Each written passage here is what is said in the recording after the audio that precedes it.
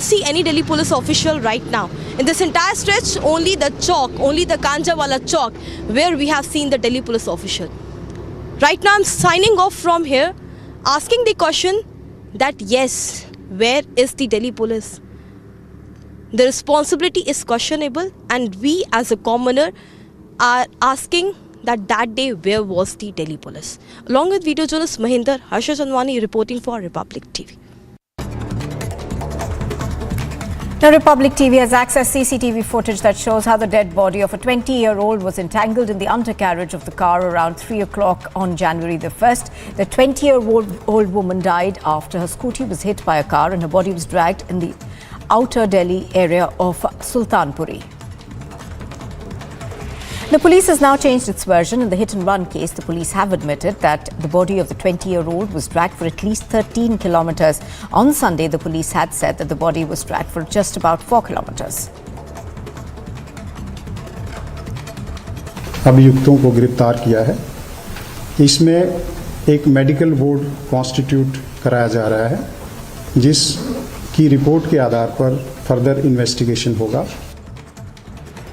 Scores of protesters have gathered outside the Sultanpuri police station and blocked traffic, demanding punishment for those responsible for the woman's death. The Aam Aadmi Party also staged protests outside the LG's residence, demanding action over Delhi police lapses.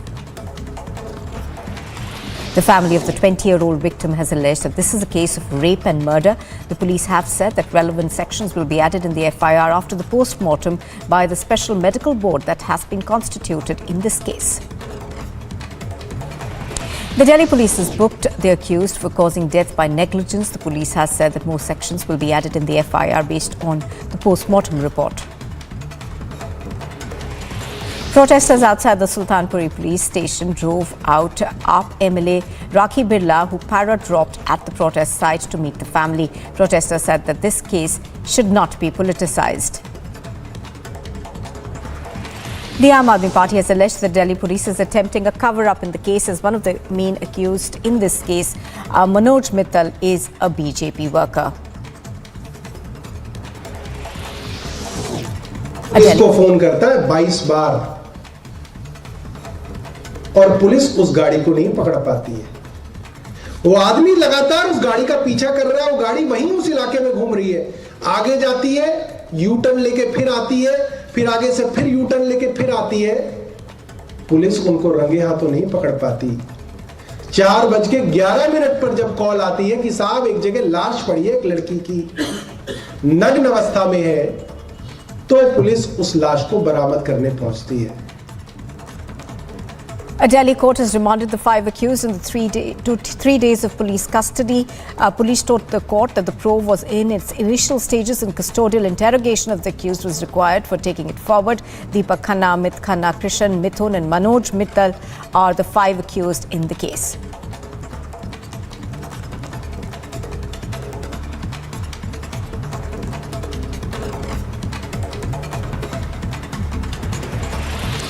Now, one of the eyewitnesses in the case who made the first PCR call has said that he saw the car take a U-turn and made a couple of rounds with the body entangled in the undercarriage. He also said that there was no immediate response to his call.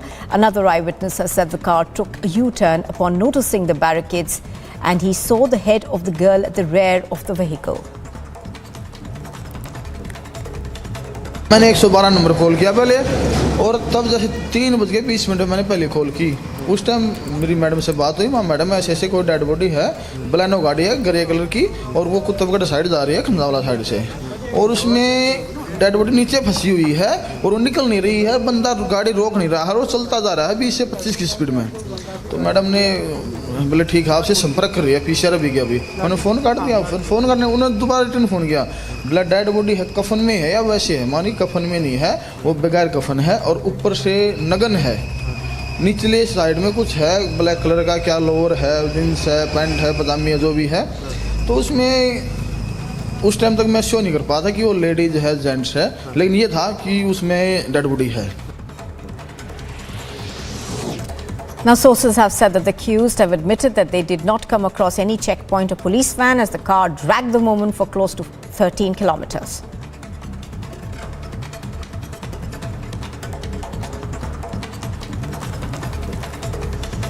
Now, 7 people, including 2 minors, were killed in an IED explosion in Jammu and Kashmir's Rajouri, hours after a terror attack in the same area. Taking stock, the NIA will begin its investigation in the case, with teams now set to reach Rajouri today. Here's more.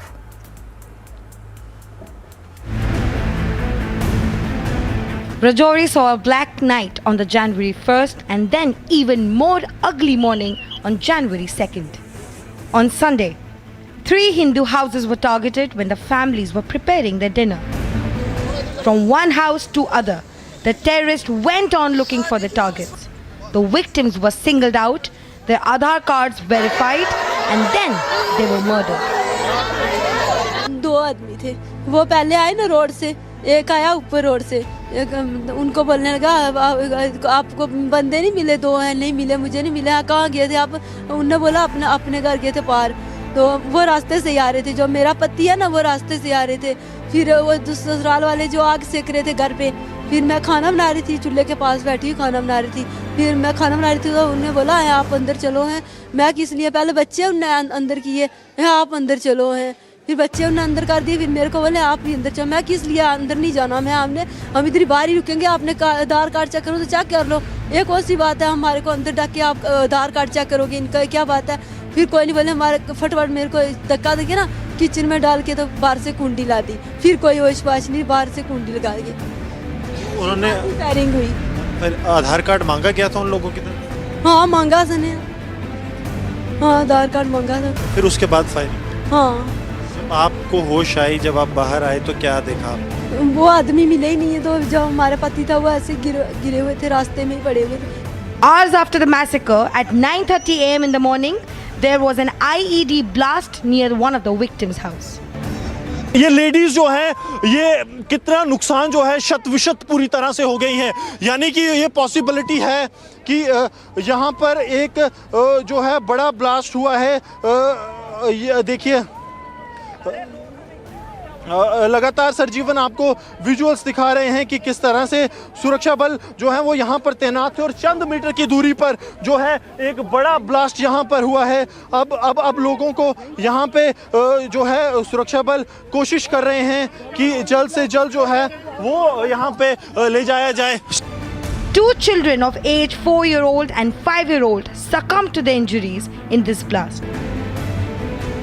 सरजीवन बोला आया किधर आया? कोई पता नहीं, शुमानेरा आया, कुछ आया बैठन सा, ओए अच्छा एक ही जड़ है तो ठीक वही घर जिसमें कि सबसे पहला ब्लास्ट हुआ था, वहां पे जो आतंकियों द्वारा हम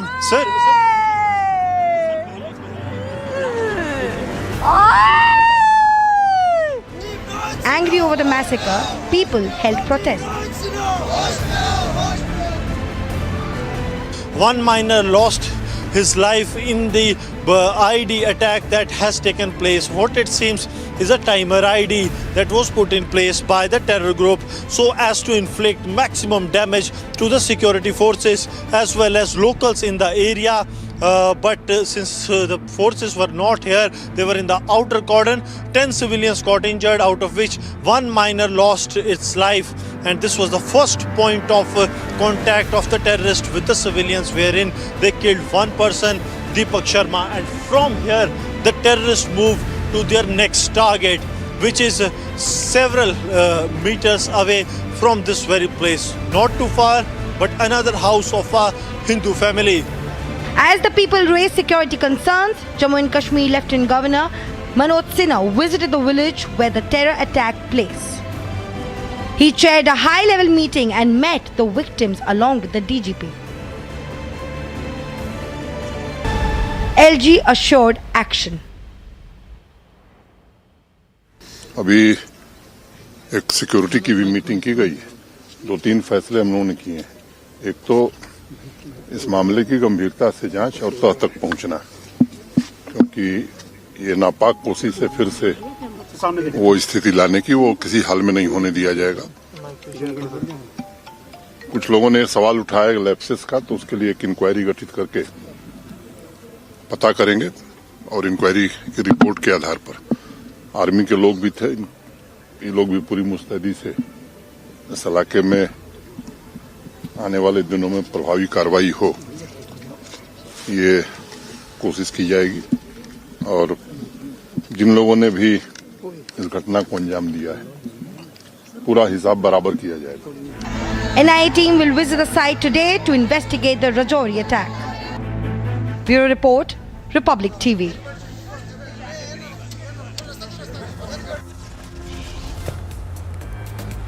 You are watching Republic TV, and still to come, the post-mortem of the victim was conducted last evening. The report is expected to be out today. We get you more after the break.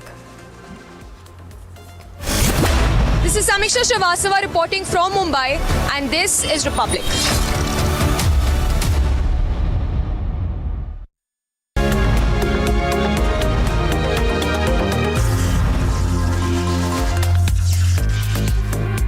In the global employability rankings by Times Higher Education UK, only the following 6 institutions from India are ranked amongst the top 230 in the world for having the most employable graduates. IIT Delhi, IISc Bangalore, IIT Bombay, IIM Ahmedabad, IIT Kharagpur and Amity University.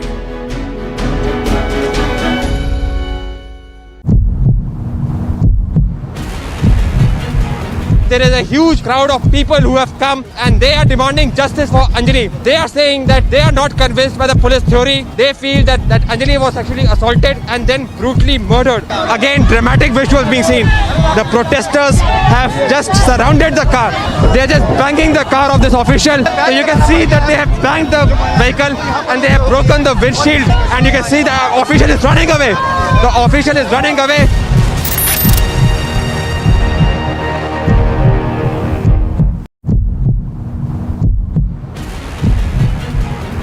LG साहब इस्तीफा दो, हाथ में poster लेकर के लगातार आम आदमी पार्टी के कार्यकर्ता, नेता और तमाम लोग जो हैं वो यहाँ पर प्रदर्शन करते हुए नजर आ रहे हैं। लगातार पुलिस उनको रोकने की कोशिश कर रही है, एक बैरिकेड को तोड़ने की लगातार कोशिश की जा रही है। यहाँ से ड्रोन के माध्यम से इन तमाम लोगों की रिकॉर्डिंग भी की जा रही है। और यहाँ पर तस्वीरें देखिए, यहाँ पर जो है वाटर कैनन जो है वो शुरू हो चुका है। जो लोग हैं उनको कहीं ना कहीं हटाने की कोशिश की जा रही है।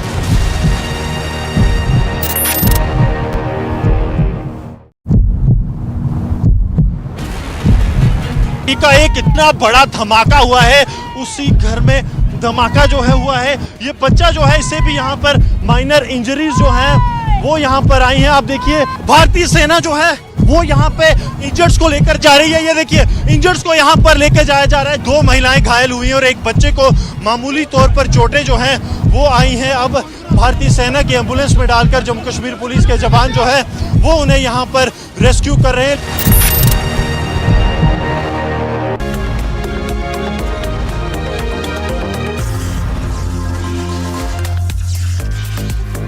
Welcome back. In fact, we are now getting an update in the gruesome killing of the 20-year-old in the national capital.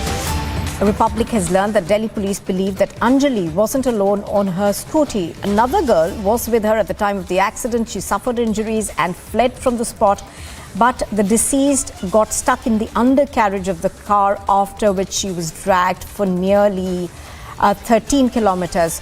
So what we are now getting is a twist to the Delhi hit-and-run case. The Delhi police say that when they were recreating the path of the body being dragged, they have now suspicion that the girl was not alone when she was hit on her scooty. The Delhi police believe that there was another girl with her at the time of the accident. This other person obviously did receive injuries but managed to flee from the spot.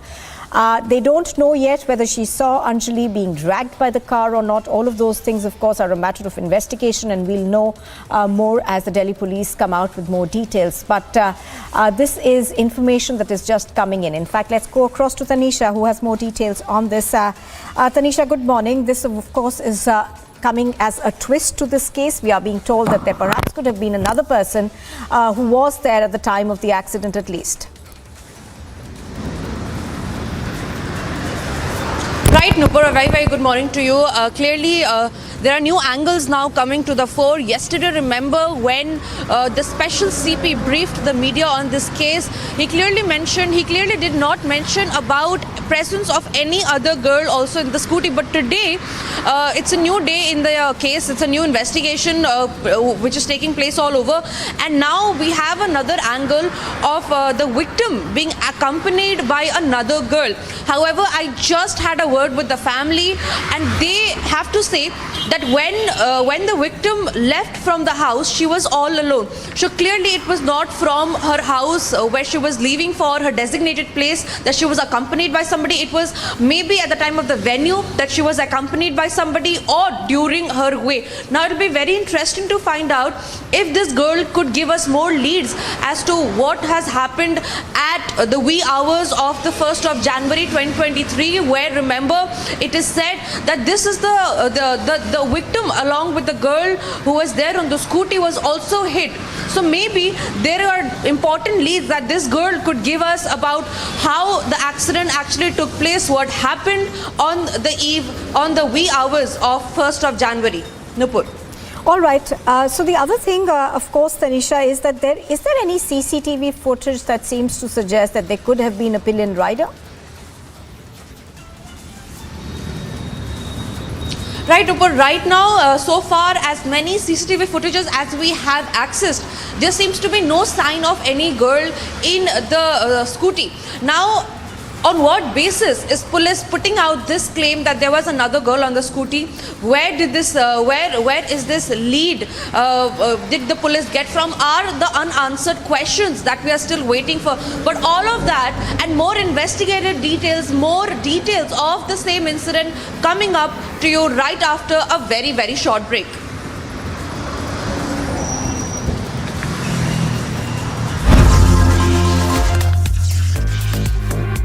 In the global employability rankings by Times Higher Education UK, only the following 6 institutions from India are ranked amongst the top 230 in the world for having the most employable graduates: IIT Delhi, IISc Bangalore, IIT Bombay, IIM Ahmedabad, IIT Kharagpur and Amity University.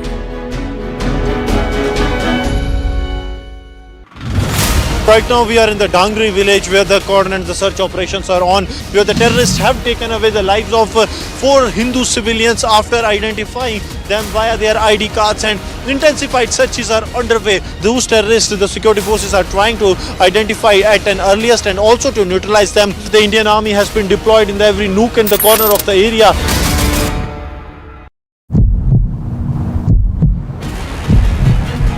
There is a huge crowd of people who have come and they are demanding justice for Anjali. They are saying that they are not convinced by the police theory. They feel that Anjali was actually assaulted and then brutally murdered. Again, dramatic visuals being seen. The protesters have just surrounded the car.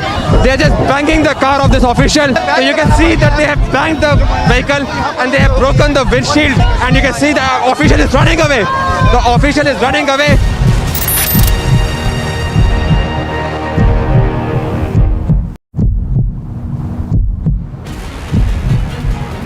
LG साहब इस्तीफा दो, हाथ में poster लेकर के लगातार आम आदमी पार्टी के कार्यकर्ता, नेता और तमाम लोग जो हैं वो यहाँ पर प्रदर्शन करते हुए नजर आ रहे हैं। लगातार पुलिस उनको रोकने की कोशिश कर रही है, एक बैरिकेड को तोड़ने की लगातार कोशिश की जा रही है। यहाँ से ड्रोन के माध्यम से इन तमाम लोगों की रिकॉर्डिंग भी की जा रही है। और यहाँ पर तस्वीरें देखिए, यहाँ पर जो है वाटर कैनन जो है वो शुरू हो चुका है। जो लोग हैं उनको कहीं ना कहीं हटाने की कोशिश की जा रही है।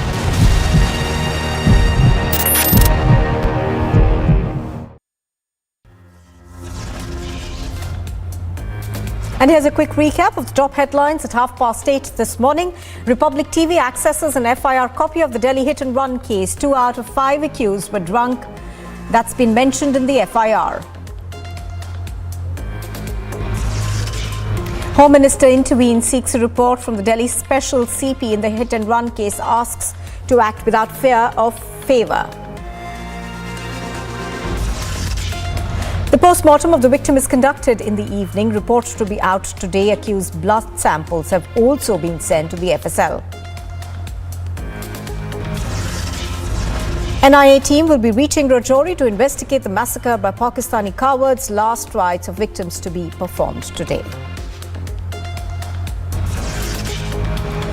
Sir Sri Siddheshwar Swamiji breathes his last at the age of 82. Lakhs of devotees are to pay their last respects.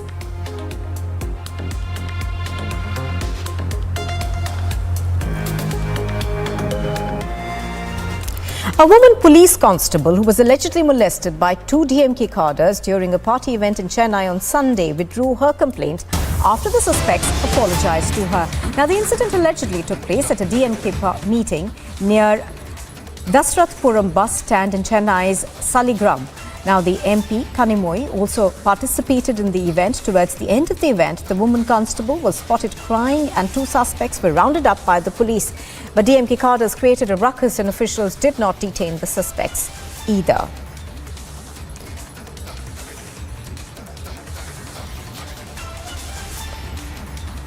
This, of course, has been picked up by the opposition parties in Chennai, with the BJP hitting out at the state government. Very atrocious, daringly, openly, in a public meeting of the ruling government, ruling party, that too in front of two members of parliament, Ms. Kanimuri and Ms. Tamarachi Thangapandyan. This incident has happened, and the reports say that the member of Legislative Assembly from Virugambakam, he asked the police to leave those people, leave those cadres, unarmed or, even for inquiry. So I think this is really atrocious. It shows the fascist mindset of DMK, and immediately I think the Chief Minister should order for arrest of these two persons, particularly on women harassment and obstructing the government employees, while in duty. Varshini is reporting on this. She joins us from Chennai. Good morning, Varshini. Even as this issue, of course, is picked up political heat, the other side of the story is that despite the fact that there was enough police presence, no action was taken against these DMK cadres. Why is that? Well, the situation has now kind of, stepped into a place where the supposedly called the accused who have been, been targeted in this matter, the DMK functionaries from the Tiruvallur district have come forward and stated that they are rendering an apology, saying that it has happened by mistake and their intention was not to harass anybody in particular, and they have given even a written apology letter to the commissionerate office in the district of Tiruvallur, and therefore they say that the matter is now resolved. And the situation as to how it all began was the question about how in a public meeting where a police constable who is in a security in charge was herself harassed. So if a police person is facing this kind of a situation, then what will be the situation faced by a normal woman standing there? It was the question that was raised by all the opposition parties, including the BJP, AIADMK, etc. And now that they are saying that a written apology letter has been issued by the people concerned, and the victim has also now withdrawn her complaint, and the issue is resolved. So if at all, a resolving situation internally has happened, and what is the answer to this kind of a scenario happening in the first place, and what is the kind of answer that the public is able to understand from this is what is the biggest question that the people are asking here. Absolutely. And also, Varshini, what kind of a message does this actually send across, that if you're harassed by someone who has a political connection, they can get away with it? Absolutely, yes, and that is the kind of message that is indirectly being read between the lines in this whole situation. And because there has been not even a single reaction or a message or any kind of an apology from any of the DMK leaders. Because last time when DMK functionaries spoke out in a public meeting about a few BJP women leaders in a very defaming way, immediately it was the DMK leader Kanimuri MP who gave an apology, open apology. And similar incidents, smaller incidents have also happened, and in smaller incidents also there has been an apology. But this time around there has been no reaction. The DMK government has been completely mum about this whole situation, and now it has been internally resolved. So this does definitely give out a message to the public that, if there is a connection that is strong enough for somebody who's making a mistake, could be easily, internally resolved, and, they can keep moving forward without any big issue or an arrest or an action being taken upon them. Oh yes, absolutely. Varshini reporting on this from Chennai. Thank you very much for joining us. So as Varshini is pointing out, of course, even as this issue picks up political heat, there are questions being asked in terms of what sort of a messaging does this send out? Does it mean that if you have political connections, you can get away with harassing a cop as well? Well, moving on, actor Shizan Khan's family held a press conference in Mumbai on Monday where they denied all allegations against the actor that have been made by the family of Tunisha.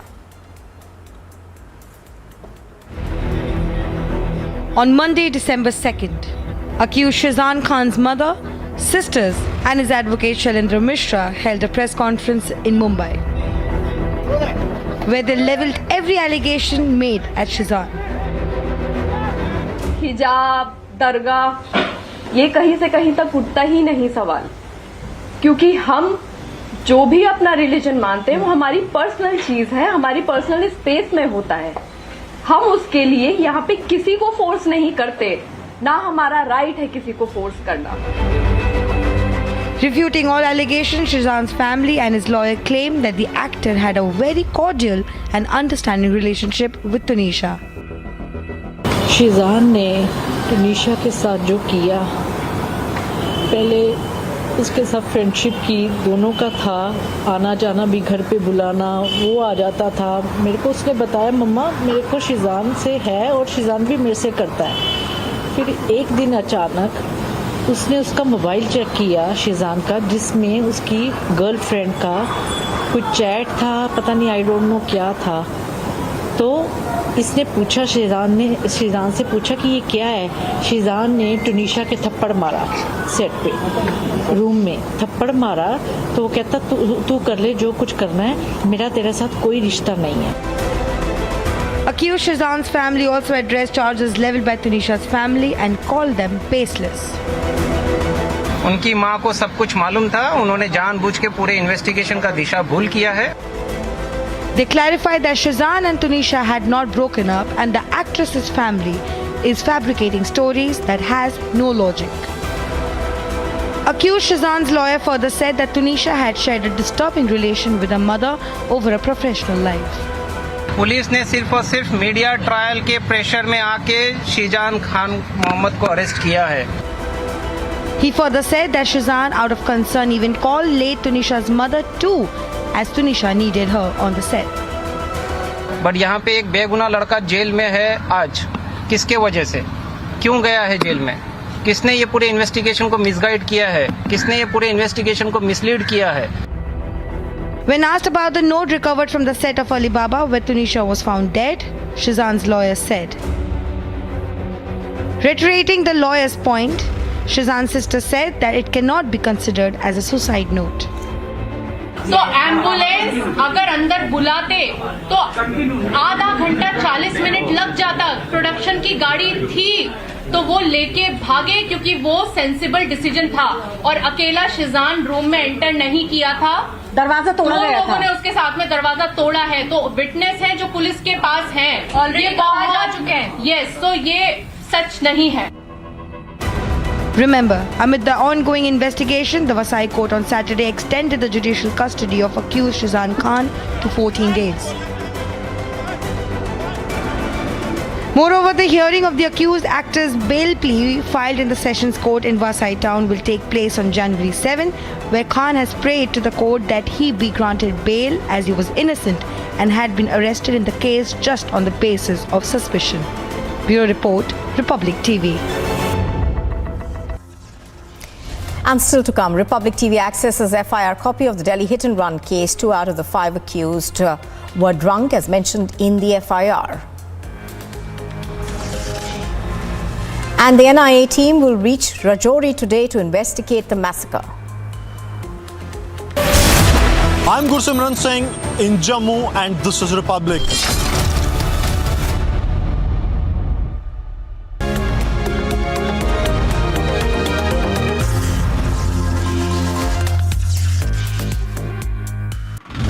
yet another incident of stampede was reported from Guntur, where the TDP chief Chandrababu Naidu was the chief guest here. Well, it was a program of a foundation. This is the very ground, and there was a huge cry over the gifts being distributed at the back end, and this is the very place where a lot of movement, and that is why we see that 3 people have lost their life, and also at the same time several others are said to be injured and they are undergoing treatment at the hospital.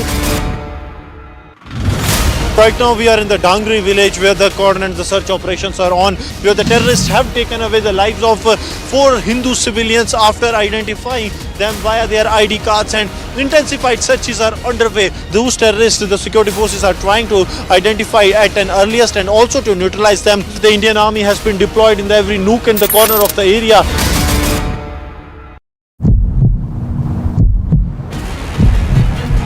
There is a huge crowd of people who have come and they are demanding justice for Anjali. They are saying that they are not convinced by the police theory. They feel that Anjali was actually assaulted and then brutally murdered. Again, dramatic visuals being seen. The protesters have just surrounded the car. They are just banging the car of this official. So you can see that they have banged the vehicle and they have broken the windshield, and you can see the official is running away. The official is running away.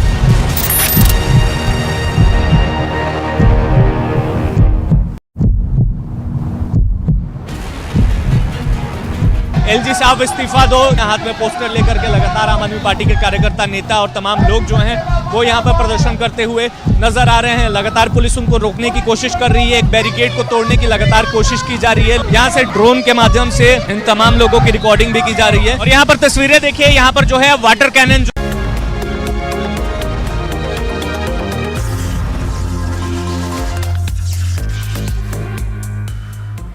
Welcome back. Now, Prime Minister Narendra Modi will virtually address the inaugural session of the 108th Indian Science Congress. The conference is expected to pave the way for discussions on issues of women's empowerment, women in STEM, and the role of science and technology in sustainable development. Prime Minister Narendra Modi will be addressing inaugural session of the 108th Indian Science Congress today. According to a statement released by the Ministry of Science and Technology, the inaugural session will be done virtually. Prime Minister confirmed about the same and said that the event will start around 10:30 a.m. today, and he also called for all those who are passionate about to join the program. Meanwhile, the conference is expected to pave the way for discussions on issues of women empowerment, women in STEM, and the role of science and tech in sustainable development. According to the press release, Governor of Maharashtra and Chancellor of Maharashtra Public Universities, Shri Bhagat Singh Koshyari, Union Minister and Chairman of the Advisory Committee of RTMNU Centenary Celebration, Shri Nitin Gadkari, Union Minister of the State for Science and Technology and Earth Sciences, Dr. Jitendra Singh, Chief Minister of Maharashtra Eknath Shinde and Deputy Chief Minister of Maharashtra Devendra Fadnavis will be among the top dignitaries who will grace the inaugural session. The 4-day International Science Congress is being hosted by Nagpur University at its Amravati Road campus. The technical sessions of the 108th Indian Science Congress have been divided into 14 sections, under which parallel sessions will be conducted at different venues in the university's Mahatma Jyotiba Phule Educational Campus. Apart from these 14 sections, there will be a Women's Science Congress, a Farmers Science Congress, a Children's Science Congress, a Tribal Meet, a section on Science and Society, and a Science Communicators Congress. Several other programs will also be organized alongside ISC. The first session of the ISC was held in 1914. On the Congress's 108th annual session, the Rashtra Sant Tukadoji Maharaj Nagpur University is also celebrating its centenary this year. Bureau Report, Republic TV. And moving on, the Defence Minister Rajnath Singh will inaugurate 2 newly built bridges on the Tanakpur-Tawaghat road close to the India-China border. Now, the bridges built by the BRO will help facilitate transportation to border outposts.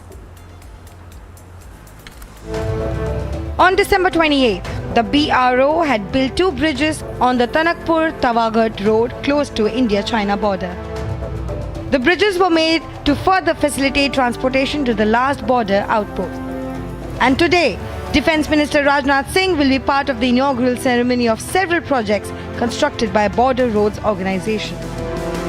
According to the work director of Hirak projects that constructed the bridges, the first bridge, Thangu Bridge, is a steel-structured bridge of 80 meters span which has been constructed on the Dhauli River on the Tawaghat-Ghatiabaga road in place of an old bridge that was swept away in the 2013 disaster.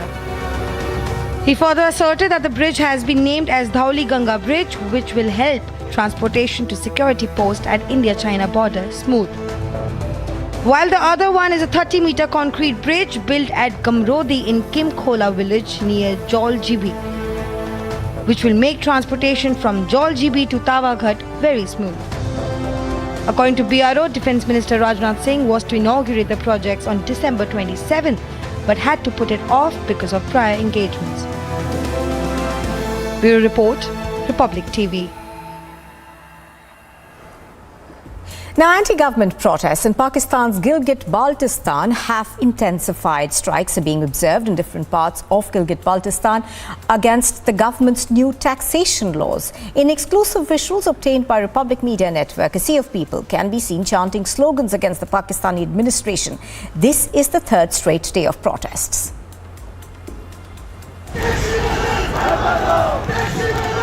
Anger simmers on the streets of Gilgit-Baltistan. A shutterdown strike was observed in various parts of Gilgit-Baltistan. This was against a new taxation law passed by the Legislative Assembly. Islamabad से हमारे कटौती किए हुए गंदम के truck यहाँ पर नहीं आएंगे उस वक्त तक हमारा धरना जारी रहेगा जब तक वैसा बेइज्जत तरीके से 10 व्हीलर गाड़ियों में ट्रकों में हमारे गंदम यहाँ बेइज्जत नहीं भेजेंगे उस वक्त तक हम रोज यहाँ 2 बजे इसी तरह धरना लगाएंगे और रोज बैठेंगे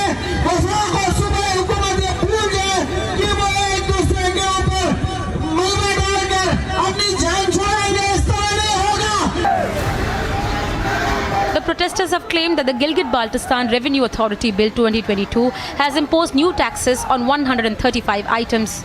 On the call of GB Traders Body and Hotel Association, shops were shut in several areas. Demonstrations were also held in Nasirabad area of Hunza, where locals took out a rally on Karakoram highway.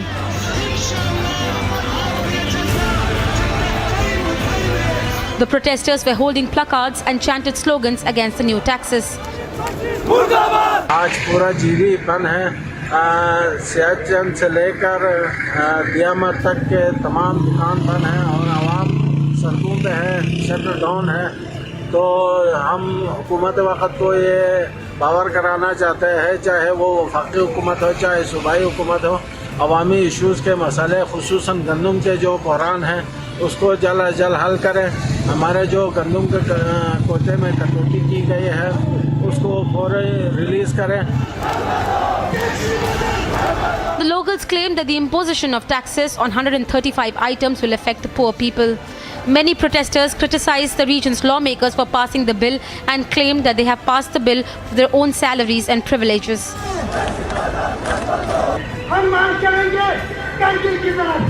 The protesters have given an open threat to Pakistan, warning to march towards Kargil and Ladakh. Bureau Report, Republic TV.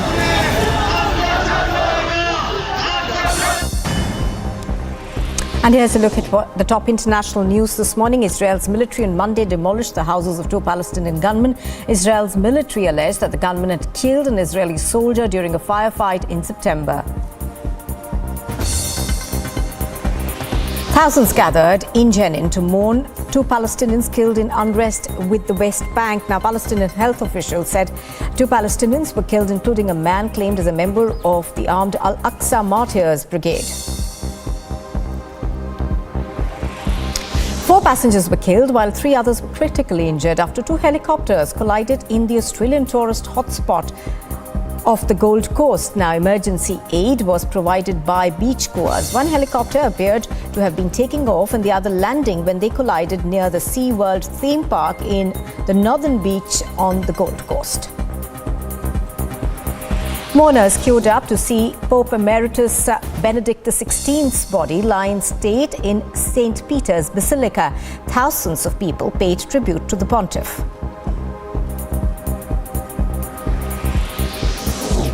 Residents of Northern California community were ordered to evacuate ahead of imminent flooding and evacuation warnings. This after a powerful storm brought drenching rain and heavy snowfall to much of the US state, which led to snarling traffic and closing of major highways.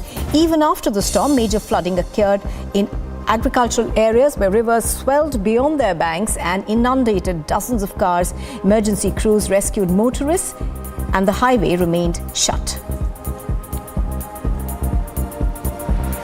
Heavy rain flooded roads and properties in the Saudi Arabian city of Jeddah, which is surrounded by desert. Now, the state TV, in fact, aired a video on Monday of residents struggling with these floods. Cars were seen stranded due to the surging water, streets were engulfed, and many houses were affected. This is not the first time that the city is facing such a situation.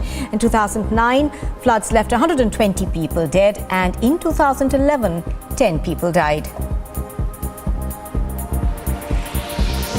Environmental activists sprayed orange paint on the facade of the Italian Senate to protest against the government's climate change inaction. They used fire extinguishers to spray windows and the main door of the Palazzo Madama seat of one of the two branches of the Italian parliament.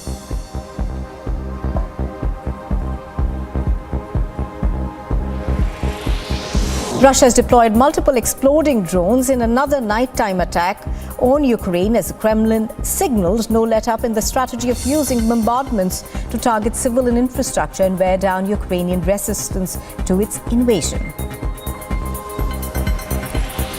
Australia and Canada have joined a growing list of countries requiring travellers from China to take a COVID-19 test prior to boarding their flight as China battles a nationwide outbreak of the coronavirus after abruptly easing restrictions that were in place for much of the pandemic. South Korea carried solid fuel rocket test on Monday. South Korea's defense ministry released a video and confirmed that it had test fired a solid fueled rocket on Friday after its unannounced launch triggered a brief public scare of a suspected UFO appearance on North Korean missile launch. The Defense Ministry said in a statement that the rocket launch was part of its efforts to build a space-based surveillance capability and bolster its defense posture.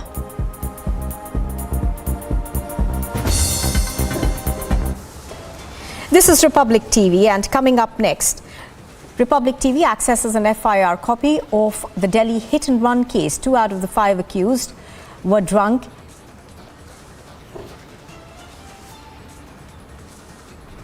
And an NIA team will reach Rajouri to investigate the massacre by Pakistani cowards. Last rites to be performed today.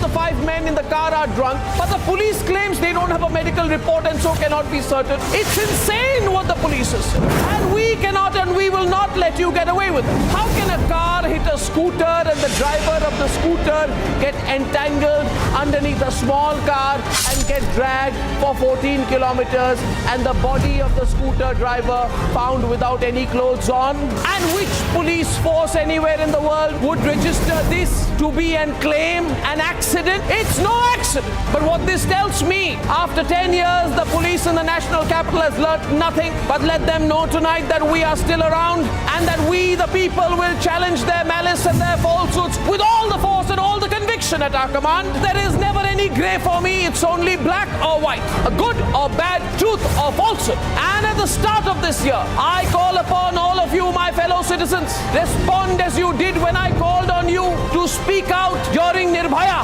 Justice has to be delivered. This has to be made a case in point. Justice for Delhi's daughter. Punishment for those who dared a cover up. Punishment for them.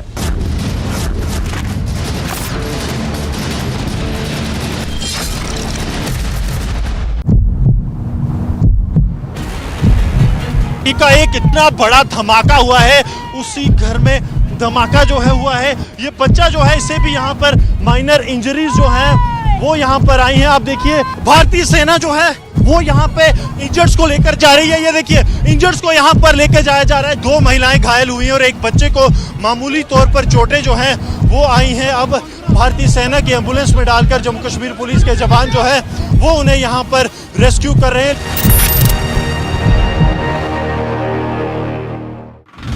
Yet another incident of stampede was reported from Guntur, where the TDP chief Chandrababu Naidu was the chief guest here. Well, it was a program of a foundation. This is the very ground, and there was a huge cry over the gifts being distributed at the back end, and this is the very place where a lot of movement, and that is why we see that 3 people have lost their life, and also at the same time several others are said to be injured and they are undergoing treatment at the hospital. Right now we are in the Dangri village where the cordon and the search operations are on, where the terrorists have taken away the lives of 4 Hindu civilians after identifying them via their ID cards, and intensified searches are underway. Those terrorists, the security forces are trying to identify at an earliest and also to neutralize them. The Indian Army has been deployed in every nook and the corner of the area.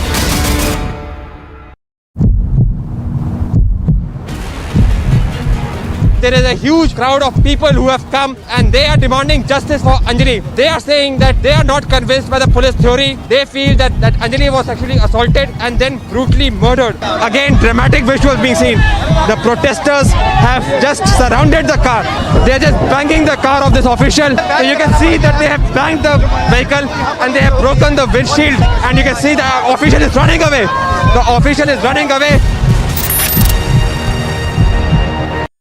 Viewers of Republic, for years since we have launched, we have fought on this network against these forces who incite me and who, I am ashamed to say, collect money by claiming to be victims, and those who, because their political masters are out of power today, will go to any extent to damage our country. And tonight I call upon you to reflect on this backsliding of ethics, to reflect on this total compromise of basic journalistic values, and ask yourself whether this fake news story, arguably the biggest in the world, is being hidden by those in the Lutyens media who think that the authors of this falsehood must be protected and not exposed because they are one of them. This time it's crossed all limits.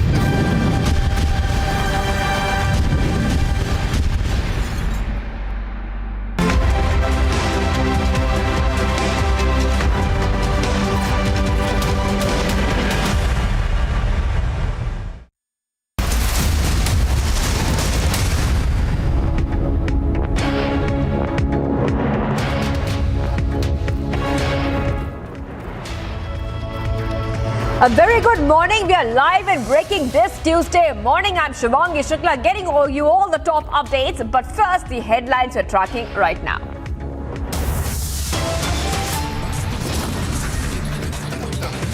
Sensational twist and hit and run horror. Police says victim was not riding alone.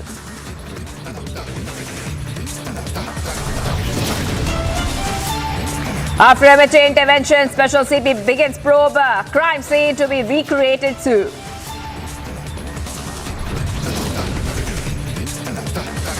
Post-mortem of 20-year-old victim conducted last evening. Reports to be out today.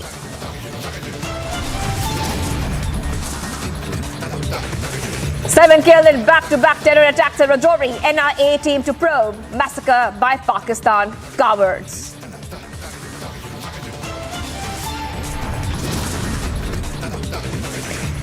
Female constable withdraws a harassment complaint after DMK cadres tender apology. Is an apology enough?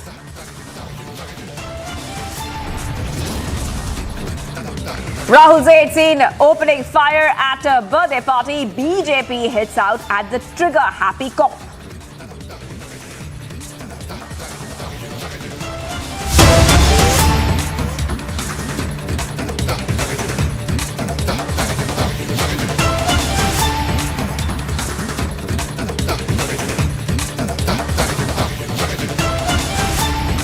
Viewers, let's start with the big update coming in.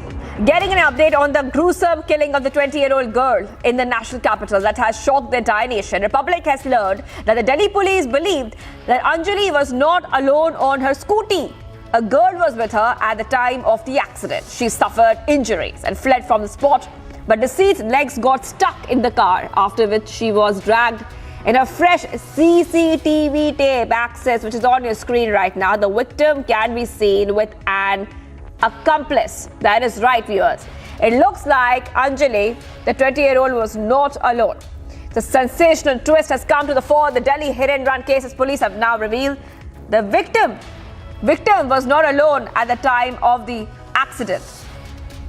Tanisha is joining us live right now. Tanisha, we are seeing many sensational twists coming out right now. Our CCTV footage has come out. Take our viewers through what are they watching on their screen right now and what's the big update coming in the Delhi hit-and-run case. Right, Shivangi, very, very good morning to you. A really, really big lead coming to the fore right now from the national capital in the hit-and-run case. The visuals that you're seeing on your screen is on the wee hours on the eve of 31st is when the victim, the 20-year-old, was leaving from an event that she attended. And remember, 3:15 is the time when a PCR call was made on the 1st of January to the police about informing about the incident. Now, the visuals that you see on your screen, the lady in the pink sweatshirt is the victim. Clearly, it can be seen that she is moving out from the event that she attended. Remember, she was working in an event. She was making sure she was working in an event management company, and the visuals that you see on your screen is of that very night on the eve of 31st when she had just finished her work. She was leaving from her workplace. She was heading towards home is when the tragic incident happened. Now, remember, the girl that you see on your screen, she is the one, the victim. She is in the pink sweatshirt. And this visual clearly shows that on the wee hours of 1st of January 2023, the day the tragic incident happened, she was not alone. She was accompanied by another girl. Now it is also being said that that both of them were hit by the car. The other girl who was accompanying the victim fled the spot and she went to her home. But this woman came under the car and she was dragged for about 14 kilometers. Now, the main lead that could be in the case is when this girl who was accompanying the victim speaks out. She tells what actually happened on the wee hours of 1st of January. Shivangi. Right. And Tanisha, today we will see some developments. Delhi Special CP will be recreating the scene and inspecting the crime scene. So we'll be looking forward to that update so we understand what's happening. Tell us exactly what has the Delhi police planned right now, because Delhi police is stepping up its investigation, especially after the Home Minister Amit Shah has sought a detailed report on the incident and directed all the officials should act swiftly. Rightly said, Shivangi. Now, there are three top developments that happened overnight. Number one, the eyewitness in the case. Remember the confectionery shop that was there. The eyewitness in the case, the main eyewitness who actually made the call, who saw the car that was dragging the victim, was called by the cops last night. He was at the police station. He was talking to the cops, and that's the first development that we have. Now, what are the more information that this eyewitness could have given out to the police will be interesting to note.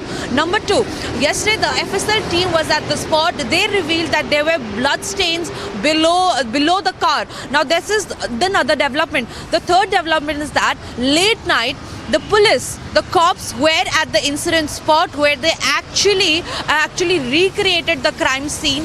They went through the stretch of 14 kilometers, and this is the time when they got to know that the girl was not alone, the victim was not alone. She was accompanied by another girl. Now, today what we're getting to know is that they will recreate the scene again. When it comes to political for Manish Sisodia, Arvind Kejriwal are expected to meet the family of the victim. Now, these are few developments that has happened overnight. Fresh developments today in the case is that the crime scene will be recreated. So remember, the incident spot, the stretch of about 14 kilometers when the car dragged the girl is extremely crucial, because this is where the several details are gonna come out, and it'll be much awaited. If there are more skeletons to tumble out in the case, if there are more details of what actually happened on the wee hours that night. Right, Tanisha. So Tanisha is getting us all the updates right now, viewers, and the big update that we have for you is that, and we will keep you updated on this big story. We'll tell you as the Delhi police is inspecting the crime scene, as the Delhi police is recreate the crime scene, we'll get you all the updates. Tanisha continues to be with us. Tanisha, also take us through what the eyewitnesses said, because what the eyewitnesses have said, the kind of statements they have made. I'll just quote the statement for our viewers as well. One of the eyewitnesses who works in a food delivery company has said, and I quote here, while he was traveling, he saw the car make a loud noise. A big voice came out from the car. He took notice and he saw the head of a girl hanging. So that clearly shows what really happened. Just take our viewers through what the eyewitnesses are saying, because their statements are very important. Right, Shivangi, where the eyewitness have given out the major leads in the case, because he was the one at around 3:15 a.m. is when he made a call to the PCR. Remember, his call was not answered at once. He called the police again. He called them at about 4:15 a.m. and about 4:30 is when the cops came at the incident spot. The eyewitnesses shop is at the location where the car was dragging the body of the girl. The confectionery shop that he has and the place where the dead body was found is about a stretch of about 1.5 kilometers. So clearly it was a long stretch of 13 to 14 kilometers where the car had dragged the 20-year-old. Now it is extremely shocking to also note that if a stone is even stuck in the car or the tire, the driver gets to know about it. But how come a 20-year-old being stuck under the car was not known by the 5 accused? Now, there are contradictory versions that are coming to fore. The eyewitness says that there was no loud music that was being played. However, the accused have been saying that because there were loud music and the windows were up, they could not notice or they could not feel anything under the car. Whereas the eyewitness has said that the car was moving at a slow pace. It was not moving at a fast pace if it was a hit and run. And also there was no loud music that was playing in the car. Now the truth behind this is clearly hidden, and what are the major details that the cops or the accused have hidden is really interesting to find out, because clearly there are two contradictory versions coming out to the fore. One where the accused are claiming that it is because of the loud music inside the car and the windows being up that they could not feel or hear anything stuck under the car. And the other version of the eyewitness who is claiming that the car was moving at a slow pace and the music was not loud inside the car. So clearly the accused could have felt or heard something, especially a human being stuck under the car. Shivangi. Right, Tanisha. So you keep an eye on that story for us and get us all the updates. We're waiting for updates coming from you, because we will soon be seeing the police going ahead, recreating the crime scene. Let's go to Anuj.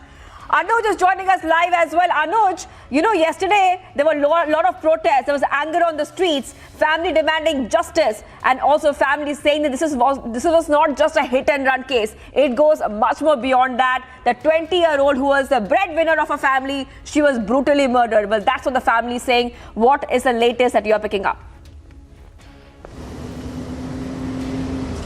Well, at this point in time, I'm reporting from that particular area where this incident has happened. And as yesterday we were talking to the eyewitness also, where eyewitness claim that this exactly the same road. Let me give you a sense. The spot is just few meters ahead from me, and this exactly is the same road where this incident happened, and where the eyewitness was following that particular car. When we talked to him yesterday, he was telling us the same. As you pointed it out very rightly, that yes, this is anger among the people and everybody wants justice in the same. We have seen how even the family members was there at the police station. Later there were numbers of people on the street who were protesting regarding the same. And the major line what has been taken is that why the police has not taken the action on the time.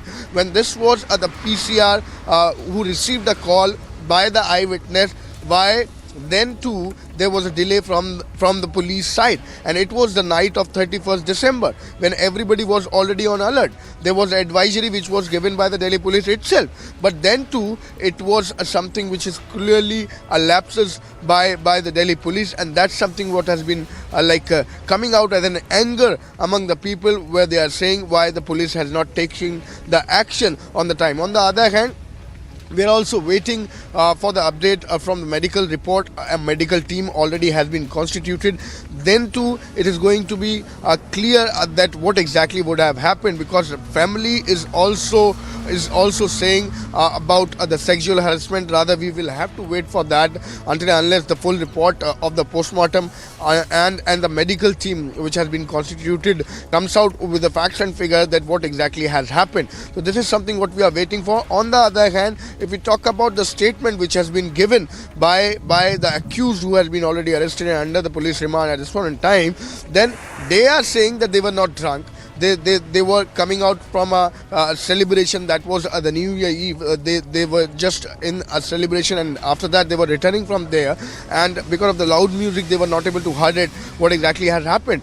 But let me tell you, if we go through the eyewitness, then this particular road, which is long kilometers, if we can calculate it, and as we do know, this was what has been reported rather is around 12 kilometers, where this girl was under the car, the lady was under the car, and this particular road is not broken. This is a smooth road from where I am reporting. If I'll go 1 more kilometer ahead, then this is going to be the spot where the body was found, and this particular road could be clearly seen that this is smooth enough to understand that what is happening. But on the other hand, the theories are not digestible. The theories which has been given by the accused are not digestible, and that's something where the recreation of the scene will be done. The recreation will be done by the police official, what we have been told. This is the second day of the police remand which has been granted by the court to the police official, where they are looking into the angle. On the other hand, the new angle which is coming in, was there any other girl with the girl who lost her life on the scooty? This is also going to be another mystery, that who exactly was that girl and what has happened, what would have been the condition. So these are all the questions which is still to be answered. The police is doing the investigation now, but there are many points which is coming in light, which is clearly showing that there was the clear lapses by the police when it was on alert, when it was the eve of New Year, when it was 31st December. Then too there was no police available. The PCR call was made in by an eyewitness. There was a delivery man who also informed some of the police officials there at the police station, what I've been told, where he informed the police personnel that he has seen a body there under the car. That is something what has been told by another eyewitness. So these are the questions which is still to be answered, why the police officials were not there, and what would have been the situation, what would have been the condition that girl was brutally murdered and nobody was on the road. Yes, back to you. Right, Anuj. So Anuj is at the spot where the crime scene will be recreated by the police officials. Tanisha, I believe you have some fresh information about that CCTV footage that our viewers are watching on their screens. Right, Shivangi, where if you notice very carefully, the time that is given in the CCTV footage is about 1:45 a.m. Now let us get this in perspective for our viewers. 1:45 is when the girl, the victim, left from the event. 3:15 is when the call was made to the PCR, the police PCR. Now in this 1.5, 2 hours, what actually transpired is the question. Because 1:45 is when she left from the event, 3:15 is when the call was made.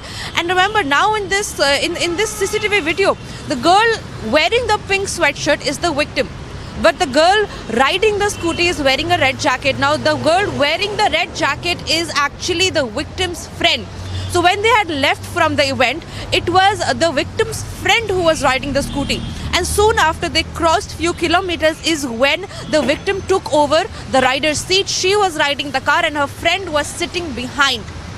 So clearly in between these 2 hours is when the car, the Baleno car did hit the scooty, and after it hit the scooty, it was the friend of the victim that was sitting behind. She got hurt because it hit it from the back. She was the one who got hurt. She fled the spot, and remember, the twist in the case is the friend did not inform the cops. She did not call the cops about an accident happening, that also on a lonely road at 3:15 a.m. in the morning. And the question arises, why did she not call the cops? Why was there no call made from her side? Is it that she is hiding something, or is it that she was scared because of whatever transpired? She will be able to give us more leads in the case about what actually happened, because she was the one, along with the 5 accused, who actually was the witness of what happened in between 1:45 to 3:15 a.m. in the morning on 1st of January 2023. Shivangi. Right, Tanisha. Let's go back to Anuj as well. Anuj, you're also joining us live right now. You're at the crime scene. Now, we also know the FSL team, which is a forensic science laboratory team, is examining the crime scene, and they have got huge leads as well, including some blood stains were found on the tires of the Baleno car which ran over the woman. Take us through that. Well, this is all the part of the investigation which is going on, as we have seen it yesterday also, that FSL team was very much here at the spot and they were collecting the evidences. Whereas, as you pointed it out very rightly, these are some blood stain which has been found on the tire of the car, and there was some blood stain under the car which has been found by the FSL team. On the other hand, this is all the part of the investigation which is going on when they are looking the inside, if anything would have happened inside the car also. So they are looking into that angle also. We are just waiting for the update. Today, the recreation will be done, what we have been told by the police, and this is expected that accused can be brought over here, and then the recreation will be done, that what would have been the situation and how it has happened. As being claimed by the accused who are already under the custody, under the police custody, is like the claim which has been made in by these accused is different. The claim which has been made in by the eyewitnesses, because they are saying that they have seen the girl when she was dragged under that car, and the other eyewitness is saying that he has also seen the same condition. I'll ask my video journalist to give you the sense from this particular road from where I'm reporting, and this exactly is the same area where this brutal incident happened. This exactly is the same way, the path from where this particular car passed away, and this is being claimed by the accused that they were in high speed. But on the other hand, we also have to keep in mind what has been claimed by the eyewitnesses is that it was 20 to 25 kilometers per hour only, if we talk about the speed. And that's why, that's how rather they came to know that what exactly is happening, and they came to know, yes, there is a body which is being dragged under that very car. So this exactly, like from 1 kilometer from here, from where I am reporting, is the spot where the body was found, where the police personnel found the body. But yes, we are talking about the examinations now, which is going on, as we are waiting for the postmortem report also, as we are waiting for the FSL team, that what they have found it, how they are going to come out, and what exactly is going to be the facts and figure that is going to come out as the investigation is underway. This is the second day when the police has already got the permission, and the accused are already under the police custody at this point in time. So this is again going to be the repetition of the same from this very road only. We do understand that the family is claiming that this is a brutal murder. Family rather is also talking about yes, so there are several claims which have been made, and we are just waiting for the update, and the investigation at this point in time is going on. Yes. Right, Anuj, keep getting us top updates. I just want to go across to Piyush as well. Piyush Mishra is joining us live. Piyush, what are we learning about the investigation today? Because we know a couple of things. We know that the crime scene will be recreated. But when we talk about the statements coming from the family members, what are they saying? Well, there is only one demand coming in from the family members, and that's the capital punishment. They want all of the accused to be hanged till death. This is what the main demand of the family members, because they are saying that they've never seen any kind of such brutality with anybody, and that is why this demand is being made not only by the family members but also from the locals in Sultanpuri area of National Capital. If you talk about this entire incident, remember that the victim girl was dragged for more than 10 to 12 kilometers. Police is now trying to investigate one more angle, and that's the presence of one more girl, because a fresh CCTV footage has surfaced where one more girl can be seen. Now there are claims coming in that this girl was first driving the scooty. Later on, it was the victim girl who came out and she started driving the scooty. And when the accident took place, the girl who was riding pillion, she left the spot without even informing Delhi police. This is what the claims are coming, but that has to be investigated by the Delhi police. Late last night, top officers from Delhi police at around 1 a.m. they reached there on the spot. They also did a thorough recce of the entire area. In fact, a Baleno car was also called in to understand as to how the incident would have taken place, would have surfaced, and how the victim girl got dragged and how she was also entangled under the wheels of a Baleno car. So there are multiple angles on which Delhi police is right now focusing. In fact, today the details of postmortem are also going to come out, and after that report is out, Delhi police is most likely to add more sections, more clauses would be added, and then the investigation is going to be ramped up. Yesterday, the top officers told us that after getting the custody of all the accused, they are going to do a thorough interrogation of the accused and will try to connect all the dots. They will make out a sequence as to how the incident took place, from which point it started till when they went there and what happened, where did they took the U-turn, and how they did not know that a body is entangled right beneath their car. So there are certain questions the police is going to focus on. In fact, all the CCTVs are going to be looked into. People living in that vicinity are going to be, interrogated. In fact, the eyewitness from Anuj yesterday spoke. He could also be summoned for questioning. So there are multiple angles on which Delhi police will be focusing, but the family members are not at all satisfied. They are saying that there is some other theory. The girl was allegedly not only murdered but also raped. This is what the family members are saying, and they are demanding stringent punishment for all the accused who have been apprehended by Delhi police. Shivangi. Right. So Piyush is getting us updates, Tanisha is getting us updates, Anuj is getting us updates as well. I just want to go back to Tanisha. Now, Tanisha, very, very important to note is that section 304 of the IPC has been added to the FIR so that the accused do not get bail easily. Harendra Kumar Singh, DCP Outer District, has said this.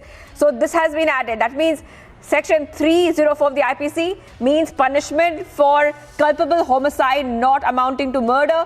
So this has been added so far, Tanisha. Now we talk about what we can expect in terms of investigation.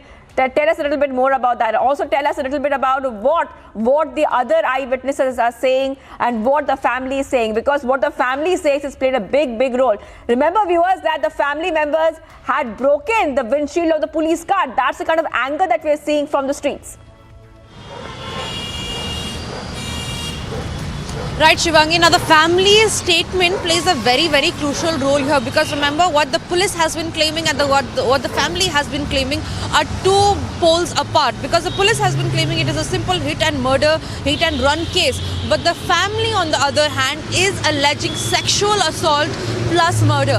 Right now, as you were mentioning, culpable homicide section has been put on the 5 accused. Another section is about death due to negligence that has been put up on the 5 accused. Now, the blood samples of these 5 accused have been sent for sampling, and this will give us a view if the 5 people sitting in the car were intoxicated or not. On the other hand, yesterday the post-mortem was conducted, and today the report, the crucial report of the post-mortem will reveal if the 20-year-old was actually molested, sexually assaulted, or was it just a hit-and-run case. The family, on the other hand, has been making sure that the culprits get the strictest of punishment, because they have been claiming since day one, since the incident has happened, that it is not just a simple hit-and-run case, but it is a case of sexual assault. Today, the post-mortem, the things to look out for is number one, the post-mortem report, and the other hand, the samples of the blood samples of the 5 accused, which will reveal if they were intoxicated or not. But we have much more details coming in this story, which has new angles now coming to fore as the investigation starts afresh. All of those details coming up right after a very, very short break. I am Tunisha Sharma reporting from New Delhi. This is Republic.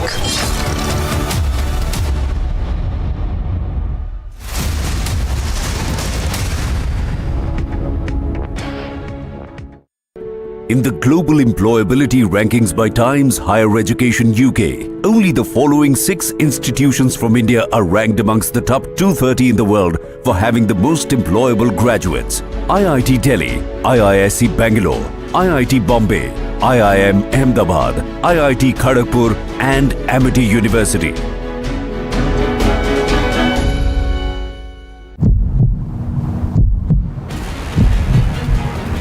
LG साहब इस्तीफा दो, हाथ में poster लेकर के लगातार आम आदमी पार्टी के कार्यकर्ता, नेता और तमाम लोग जो हैं वो यहाँ पर प्रदर्शन करते हुए नजर आ रहे हैं। लगातार पुलिस उनको रोकने की कोशिश कर रही है, एक बैरिकेड को तोड़ने की लगातार कोशिश की जा रही है। यहाँ से ड्रोन के माध्यम से इन तमाम लोगों की रिकॉर्डिंग भी की जा रही है। और यहाँ पर तस्वीरें देखिए, यहाँ पर जो है वाटर कैनन जो है वो शुरू हो चुका है। जो लोग हैं उनको कहीं ना कहीं हटाने की कोशिश की जा रही है।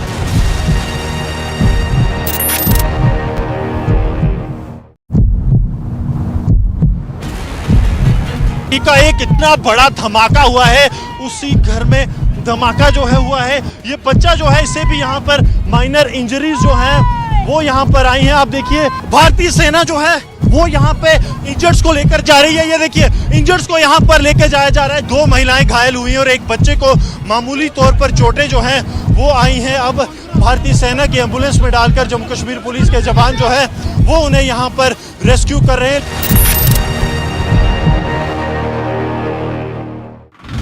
Yet another incident of Stampede was reported from Guntur, where the TDP chief Chandrababu Naidu was the chief guest here. Well, it was a program of a foundation. This is the very ground, and there was a huge cry over the gifts being distributed at the back end, and this is the very place where a lot of movement, and that is why we see that 3 people have lost their life, and also at the same time several others are said to be injured and they are undergoing treatment at the hospital.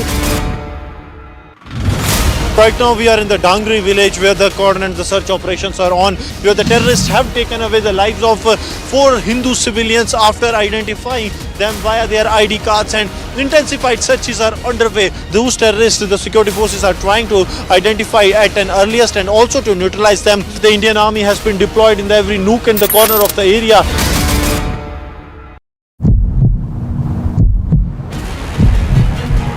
There is a huge crowd of people who have come and they are demanding justice.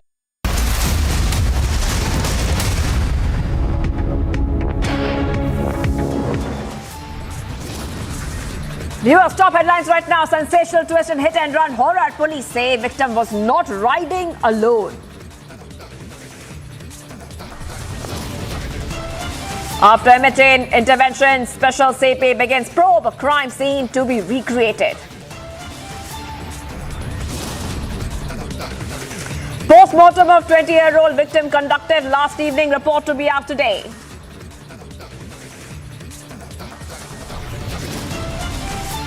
Seven killed in back-to-back terror attacks at Rajouri. NIA team to probe massacre by Pakistan cowards.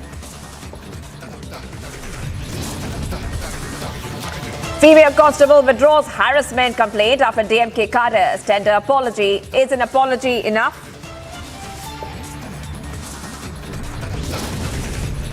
Rahul Zaid seen opening fire at birthday party. BJP hits out at the trigger happy cop.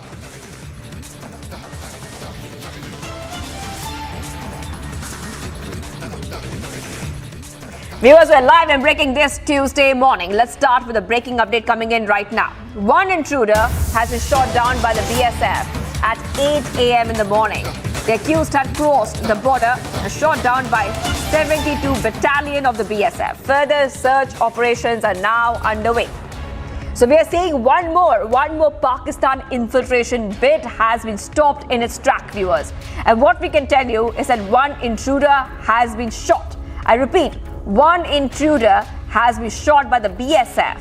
And this happened around 8 a.m. in the morning. The accused had crossed the border and was shot by the 72 Battalion of the BSF. The further search operations are right now underway. And the visuals on your screen as well, you can see, viewers, how the Pakistan intruder was shot dead. So this is the story we're tracking right now, and Amandeep is joining us live to help us understand what really happened. Amandeep, tell us what transpired. Do we know who this intruder was? Well, Shivangi, now the identification and the search operation is underway by the BSF, just because it happened in 8 a.m. in the morning. And in fact, when BSF troops were in a routine patrolling nearby the international border in Gurdaspur sector, and in fact, they have identified the movement of a suspect crossing the border. And when the BSF troops identified him with a weapon, they immediately shot him down at the spot. And even the weapon, a shotgun, was recovered from his possession. And this was another deliberate attempt of Pakistan to push the weapons and the drug smuggling through these kind of infiltrations. And even now, the BSF, along with the local police, they are searching the nearby areas, that what are the connections and what consignment he has came with, and with which motive he has crossed the border. Just because carrying a weapon is a clear-cut indication that it was a deliberate attempt. And even now, they are also trying to verify his identification. His search is going on. And even, Shivangi, every second day, Pakistan is always trying to push the weapons and the drugs through drones. And now they have started sending the humans from the Pakistan as well with the similar attempts. But now the forces have foiled another bid of the Pakistan that the intruder have been shot down. But the further investigation is actually very important, that who the person is and why he has crossed the border and with whom he has any kind of connection in the Indian territory, and what is the consignment he's supposed to deliver at the Indian territory. So these are the questions that need to be answered during the course of investigation done by the BSF and the Punjab police. But yes, another bid of Pakistan has been foiled by the BSF, and actively they are securing the borders. They are another wall of India at the international border connecting to the Pakistan. Right, Amandeep. Well, thank you for getting us all the details. Amandeep keeping us ahead on the story, where we can tell you, viewers, some big update has come in. And this update, viewers, is that one intruder was shot while trying to cross the border. You can see the visuals on the screen, viewers, of that incident which has happened. That happened in Punjab, viewers. And what we can tell you is that one more time, an intruder has been stopped. One intruder has been stopped from crossing the border, and the intruder was shot down by 72 Battalion BSF. Well, let's go ahead to the other story tracking right now, viewers, and we continue our live coverage on the hit and run horror which took place in Delhi, where many updates are expected today. The crime scene will be recreated by the police. We can also tell you is that there is a new CCTV footage that Republic TV has access to, viewers. A new CCTV footage has come to the fore. This is the third CCTV footage which is out. Very soon you will see it on your screen, viewers. But what we can tell you, a third CCTV tape is out. Remember that the CCTV footage will play a huge role in cracking the case. Now that CCTV tape is out, it's exclusive and it is on your screens. This is the fresh tape of the incident which is on your screens. A short while back, viewers, remember that we showed you a CCTV footage which revealed a sensational twist in hit and run case. In that footage, viewers, you could see how the victim was not alone at the time of the accident.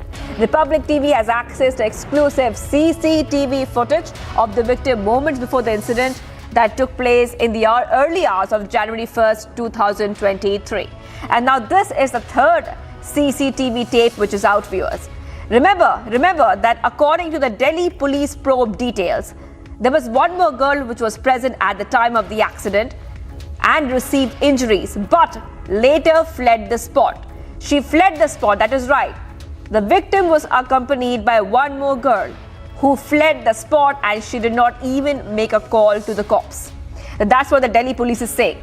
The Delhi police is saying that when we trace the route of the deceased, it was found she was not alone on her scooty. A girl was with her at the time of the accident. She suffered injuries and fled from the spot, but deceased's legs got stuck in the car after she was dragged.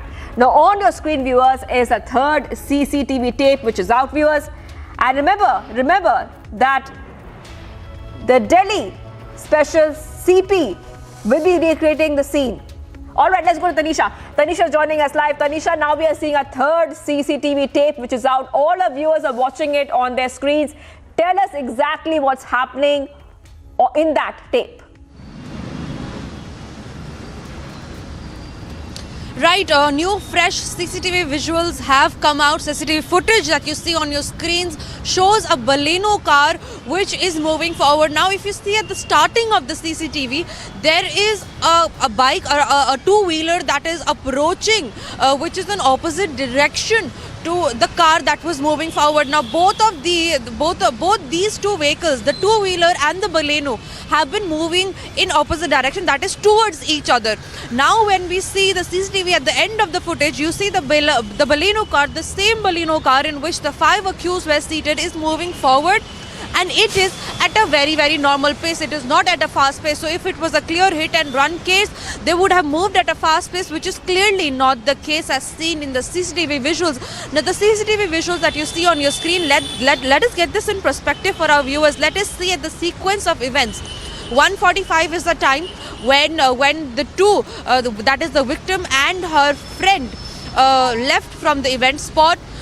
Now, in between that, what happened is the question mark, because 3:15 is the time when a PCR call was made by the eyewitness. Remember, it is the eyewitness who made the PCR call and not the victim's friend, who was also hit by the car. This CCTV footage clearly shows that it is there is a two-wheeler and there is a Baleno which are moving towards each other, and the Baleno car is moving at a very normal pace. So clearly, a hit-and-run theory could be abolished in this case, because there are many CCTV visuals that are coming to the fore, which is busting the claims that the accused have been placing in front of the cops. Shivangi. Right. So we have 3 tapes for our viewers. CCTV tape 1, CCTV tape 2, CCTV tape 3, all exclusive images only on Republic TV. And Tanisha, today we will see that the investigation will take important steps when it comes to cracking the case. Take our viewers through that, especially the recreation of the crime scene. Now, this is happening after the Home Minister Amit Shah, he has stepped in and he has urged that the probe should happen as soon as possible and the case should be cracked.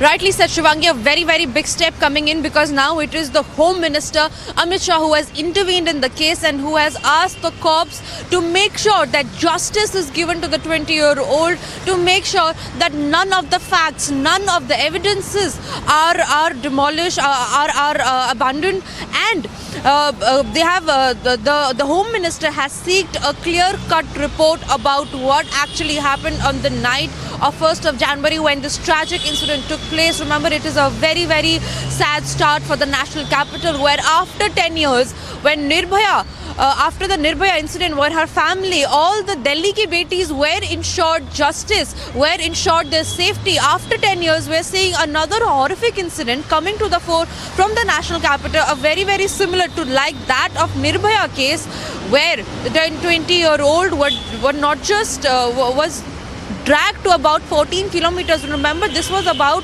at a stretch of 14 kilometers where there are 4 police stations. So clearly, grave lapses coming to the fore from the security there, because the Delhi cops have had promised that on the New Year's, massive security will be deployed at each and every corner. Then why did they fail to provide security, especially around this area? And remember, there are 4 police booths in the 14-kilometer stretch that we're talking about. On the other hand, if we talk about the investigation that is going to take place today, like you said, recreation of the crime scene will be done with the accused. Late night developments said that the eyewitness in the case was taken to the police station. The cops had questioned him, interrogated him, and maybe he had more leads to give out. More skeletons are going to tumble out in this case for sure, with the new CCTV images, with the new details that is emerging in the case. When we talk about today, the fresh development in the case is that Aam Aadmi Party leaders will go to meet the police commissioner.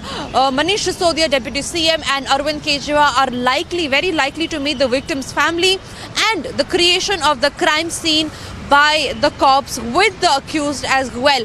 Remember, yesterday the FSL team had visited the spot and they had confirmed that blood stains were found below the car.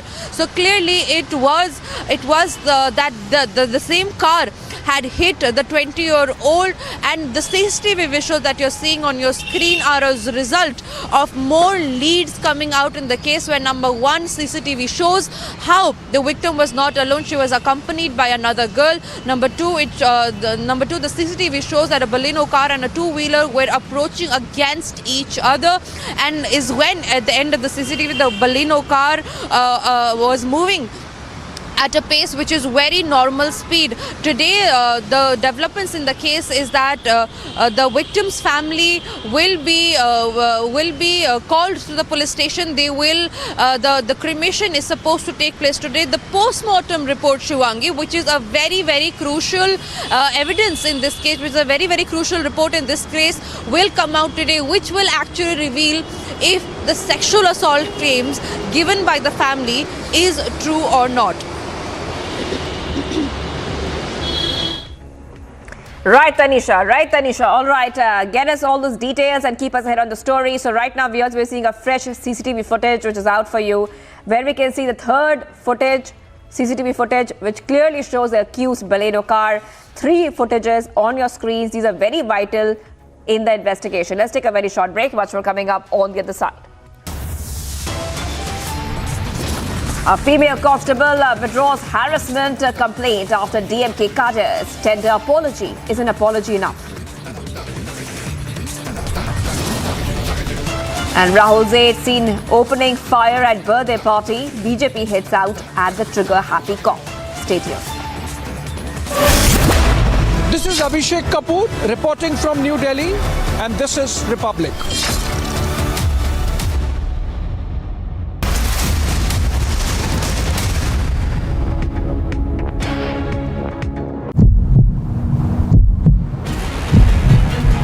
There is a huge crowd of people who have come and they are demanding justice for Anjali. They are saying that they are not convinced by the police theory. They feel that Anjali was actually assaulted and then brutally murdered. Again, dramatic visuals being seen. The protesters have just surrounded the car. They are just banging the car of this official. So you can see that they have banged the vehicle and they have broken the windshield. And you can see the official is running away. The official is running away.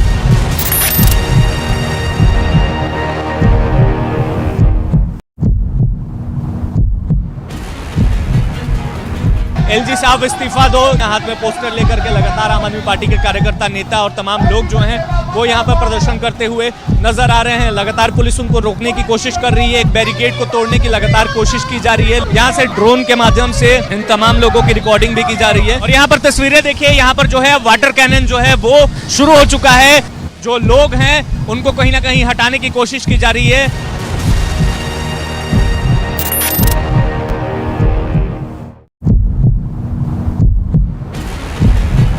का एक इतना बड़ा धमाका हुआ है, उसी घर में धमाका जो है हुआ है। ये बच्चा जो है, इसे भी यहाँ पर माइनर इंजरीज जो हैं वो यहाँ पर आई हैं। आप देखिए, भारतीय सेना जो है वो यहाँ पे इंजर्ड्स को लेकर जा रही है। ये देखिए, इंजर्ड्स को यहाँ पर लेकर जाया जा रहा है। 2 महिलाएं घायल हुई हैं और एक बच्चे को मामूली तौर पर चोटें जो हैं वो आई हैं। अब भारतीय सेना की एम्बुलेंस में डालकर जम्मू कश्मीर पुलिस के जवान जो है वो उन्हें यहाँ पर रेस्क्यू कर रहे हैं।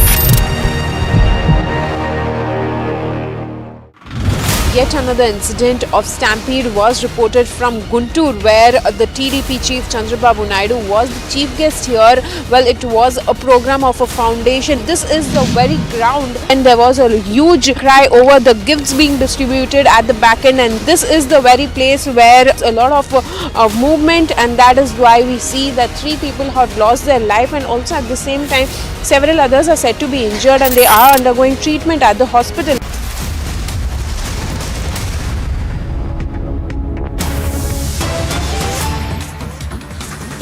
Alright viewers, getting some breaking news coming in. Madhya Pradesh Congress MLA Sunil Saraf has landed in big trouble for allegedly firing a gun in the air. That is right, firing a gun in the air while dancing at a New Year's Eve function. Now this is a video which you will see on your screen, which has gone viral. The Congress leader is seen dancing to the song Main Hoon Don.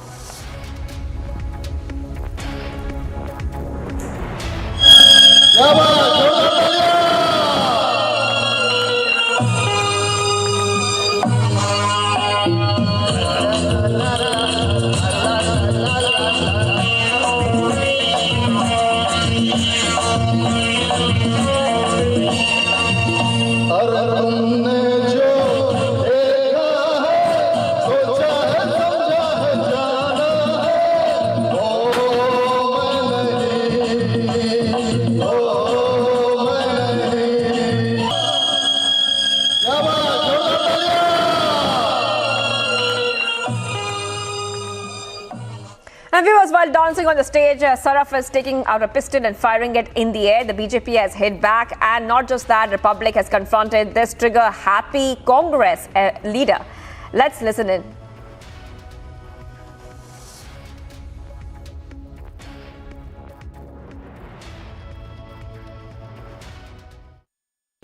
ये video नहीं पता, एक कोई video चल रहा है जिसमें firing करते हुए दिख रहे हैं, और उसमें मैं और भी कई लोग, हम लोग जब नए साल की पार्टी करते हैं 12 बजे, उसमें वहां पर हम लोग पटाखे की लच्छी भी फोड़ते हैं, कई तरह के पटाखे फोड़ते हैं, कुछ छोटी कुछ बड़ी, ये जो दिवाली की बंदूकें आती हैं वो रखते हैं, उससे भी आतिशबाजी करते हैं, केक काटते हैं। अब उसमें से मेरे को चिन्हित कर लिया जाए और बता दिया जाए फायरिंग किया, ये किया, वो किया, गलत है। फायरिंग करते तो आप देख रहे हैं उसमें। अरे तो वो टिकिया है कि क्या है, ये भी तो देखे उसमें। आपकी लाइसेंसी बंदूक बताइए। ना मेरी लाइसेंसी बंदूक ऐसे लेके नहीं चलते हम। हाँ, लाइसेंसी बंदूक घर पे रहती है, जब कभी वो उसके लिए आत्मरक्षा के लिए है कि कभी कहीं अकेले दुकेले क्षेत्र में जाना पड़े रात बिरात, उसके लिए है। ऐसे तो करने के लिए तमाम ये है। जो फायर आप कर रहे हैं वो किस चीज से फायर कर रहे हैं आप? वो कर रहा हूँ मैं दिवाली वाले वो खिलौने वाली से। अच्छा। हाँ, क्योंकि नरोत्तम मिश्रा गृह मंत्री हैं, वो कह रहे हैं कि कोई जनहानि हो सकती थी और आप विधायक हैं, जनप्रतिनिधि, इस तरह फायरिंग। टिकिया फूटने से कैसे जनहानि हो जाएगी? नहीं, जनहानि नहीं हो सकती। बीजेपी के लोग तो ये भी कह रहे हैं कि चुना था जनप्रतिनिधि, निकला डॉन। चुना था जनप्रतिनिधि, निकला डॉन। हाँ, गाना है मैं हूँ डॉन, उस पर आप डांस कर रहे हैं। अरे यार, तो गाने पे बैन लगा दे बीजेपी वाले, उनकी सरकार है, उस गाने पे बैन लगा दे। अगर उस गाना सुनना अपराध है, उस गाने पे डांस करना अपराध है, तो बीजेपी वाले बैन लगा दे उसमें। लेकिन एक जनप्रतिनिधि जो होता है उसका पूरा उसे जनता चुनती है, और वो जो जनप्रतिनिधि करता है उसे जनता फॉलो करती है। आप मैं हूँ डॉन पे इस तरह लहराते हुए फायर कर रहे हैं, तो उससे क्या प्रभाव वहाँ की जनता पे पड़ेगा? नहीं, जनप्रतिनिधि को कहीं नहीं लिखा है कि कहीं पर कोई समारोह हो, खुशी का मौका हो तो डांस करना जनप्रतिनिधि को मना है। कोई फूहड़ डांस नहीं, फायरिंग तो कोई अश्लील डांस नहीं था, तो फायर टिकिया फूटा भैया, दिवाली वाला वो फायर है। अच्छा। हाँ, नरोत्तम जी ने जांच का आदेश दिया, एकदम देना चाहिए उनको, जांच का आदेश देना चाहिए। वो गृह मंत्री हैं, बिल्कुल। यदि उनके संज्ञान में कोई बात आई है तो पता तो करें कि वो क्या है, पता होना चाहिए। मैं तैयार हूँ उसके लिए। और कांग्रेस आलाकमान ने भी आपसे सवाल जवाब किया है? नहीं, उन्होंने पूछा, मैंने कहा वो टिकिया वाला है, बोले ठीक है। The BJP has now hit back, questioning the Congress top brass.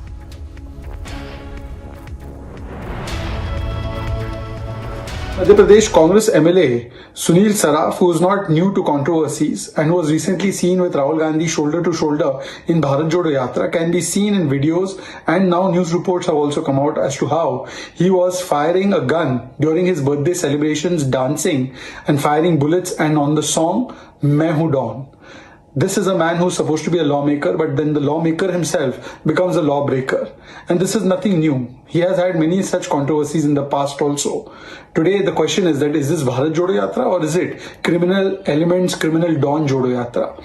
The entire so-called Bharat Jodo Yatra was actually a Nafrat Jodo Yatra, controversial elements Jodo Yatra. It started from George Ponaiya, it came to Sunil Saraf. It started from Medha Patkar, it went to those who wanted the tukde of India. And therefore, the question today is that will Congress party defend this man with a criminal mentality or will they take action on him? The fact of the matter is that Congress's lawmakers are actually lawbreakers, and there are many instances of this, and this is yet another instance. And this instance, Rahul Gandhi is seen shoulder to shoulder with such a person. All right, viewers, let's go to Piyush Shori. Piyush Shori is joining us live. Piyush, now we are seeing that how this Congress leader is dancing to the song Main Hoon Dawn. Has any kind of reaction come on this from the Congress?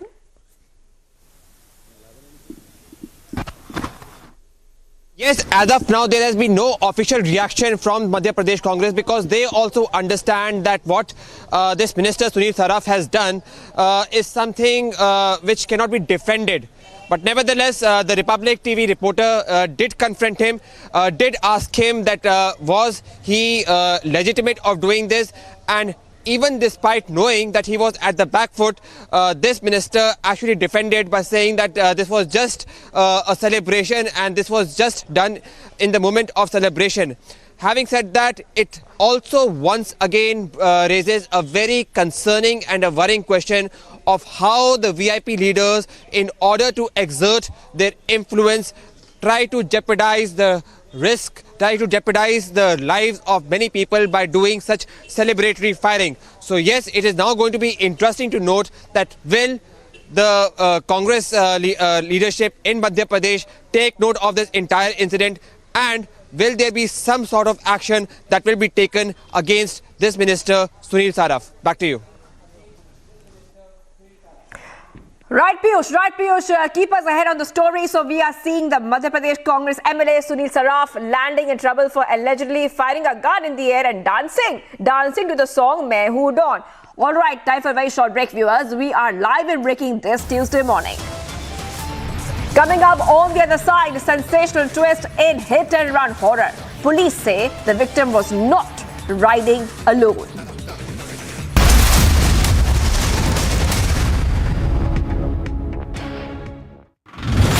Right now we are in the Dangri village where the cordon and the search operations are on, where the terrorists have taken away the lives of 4 Hindu civilians after identifying them via their ID cards, and intensified searches are underway. Those terrorists, the security forces are trying to identify at an earliest and also to neutralize them. The Indian Army has been deployed in every nook and the corner of the area.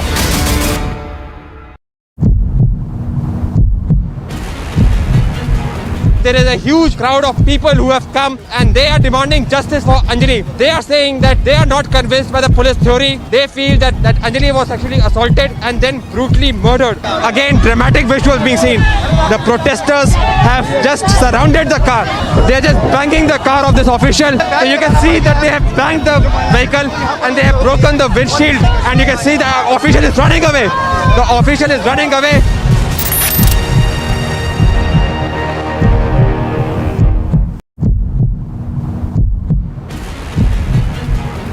LG साहब इस्तीफा दो, हाथ में poster लेकर के लगातार आम आदमी पार्टी के कार्यकर्ता, नेता और तमाम लोग जो हैं वो यहाँ पर प्रदर्शन करते हुए नजर आ रहे हैं। लगातार पुलिस उनको रोकने की कोशिश कर रही है, एक बैरिकेड को तोड़ने की लगातार कोशिश की जा रही है। यहाँ से ड्रोन के माध्यम से इन तमाम लोगों की रिकॉर्डिंग भी की जा रही है। और यहाँ पर तस्वीरें देखिए, यहाँ पर जो है वाटर कैनन जो है वो शुरू हो चुका है। जो लोग हैं उनको कहीं ना कहीं हटाने की कोशिश की जा रही है।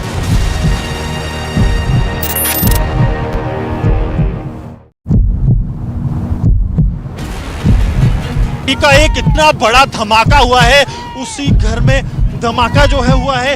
ये बच्चा जो है, इसे भी यहाँ पर माइनर इंजरीज जो हैं वो यहाँ पर आई हैं। आप देखिए, भारतीय सेना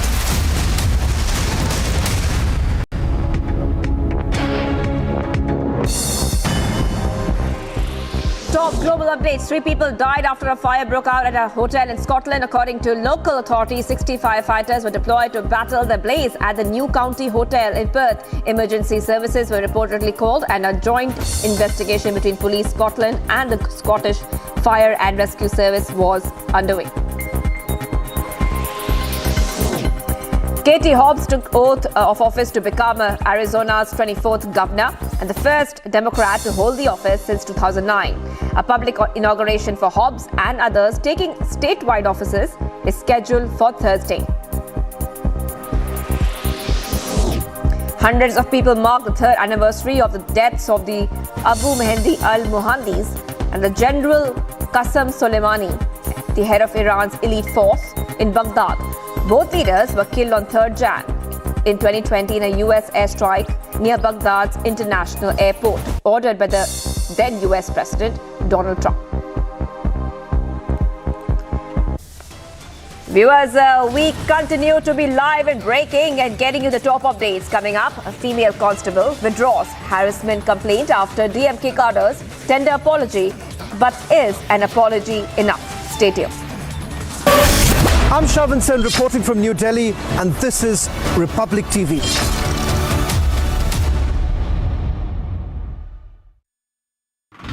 Yet another incident of Stampede was reported from Guntur, where the TDP chief Chandrababu Naidu was the chief guest here. Well, it was a program of a foundation. This is the very ground, and there was a huge cry over the gifts being distributed at the back end, and this is the very place where a lot of movement, and that is why we see that 3 people have lost their life, and also at the same time several others are said to be injured and they are undergoing treatment at the hospital.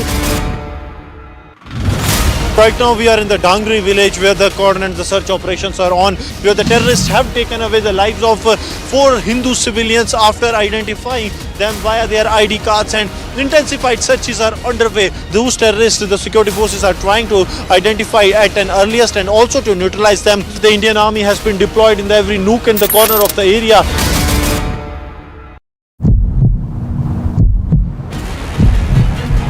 There is a huge crowd of people who have come and they are demanding justice for Anjali. They are saying that they are not convinced by the police theory. They feel that Anjali was actually assaulted and then brutally murdered. Again, dramatic visuals being seen. The protesters have just surrounded the car. They are just banging the car of this official. And you can see that they have banged the vehicle and they have broken the windshield. And you can see the official is running away. The official is running away.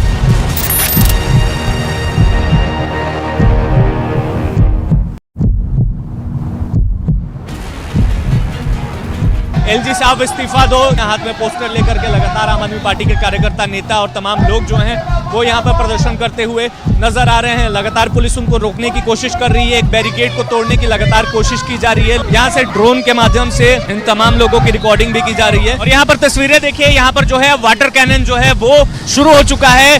जो लोग हैं उनको कहीं ना कहीं हटाने की कोशिश की जा रही है।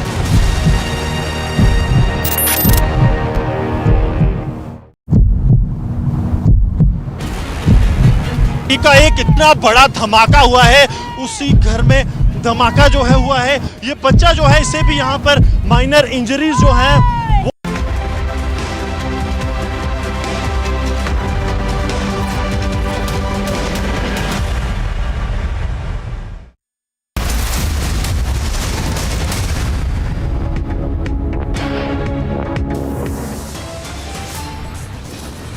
Sensational twist to the hit-and-run horror in Delhi. The police say the victim was not riding alone. After the Ministry of Home Affairs' intervention, the special CP begins its probe. Crime scene recreated. Post-mortem of the 20-year-old victim conducted last evening reported to be out today. 7 people are killed in back-to-back terror attacks in Rajouri. The NIA team is to probe the massacre by Pakistani cowards. Female constable withdraws harassment complaint after the DMK cadres tender an apology. Is an apology enough? Rahul Gandhi's aide is seen opening fire at a birthday party. The BJP hits out at the trigger happy cop.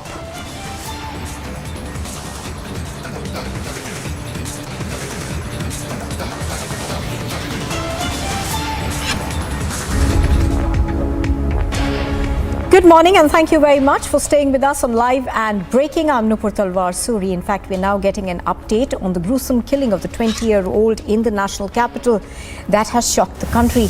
Republic TV has learned that there was another girl who was riding pillion with the victim. Now the girl has also been traced by the police and her statement is likely to be recorded today. Republic TV has also accessed 3 CCTV tapes from the day of this incident, and in one of these tapes it's very clear that this 20-year-old victim was not riding alone. In fact, she had a pillion rider with her. The police, of course, have identified this girl and they are saying as of now they will be recording her statement today. Now there are more details that are, of course, continuing to emerge in this horror that emerged out of the national capital on New Year's night. Let's go across to Anuj, who's getting us all the details on this. Anuj, good morning. Anuj, what we are now beginning to learn is that perhaps there was another person who was with this girl at the time, at least, that she was trying to go back home after her work finished. But any more details that we are now getting in terms of her identity and whether she was present at the time that this accident occurred?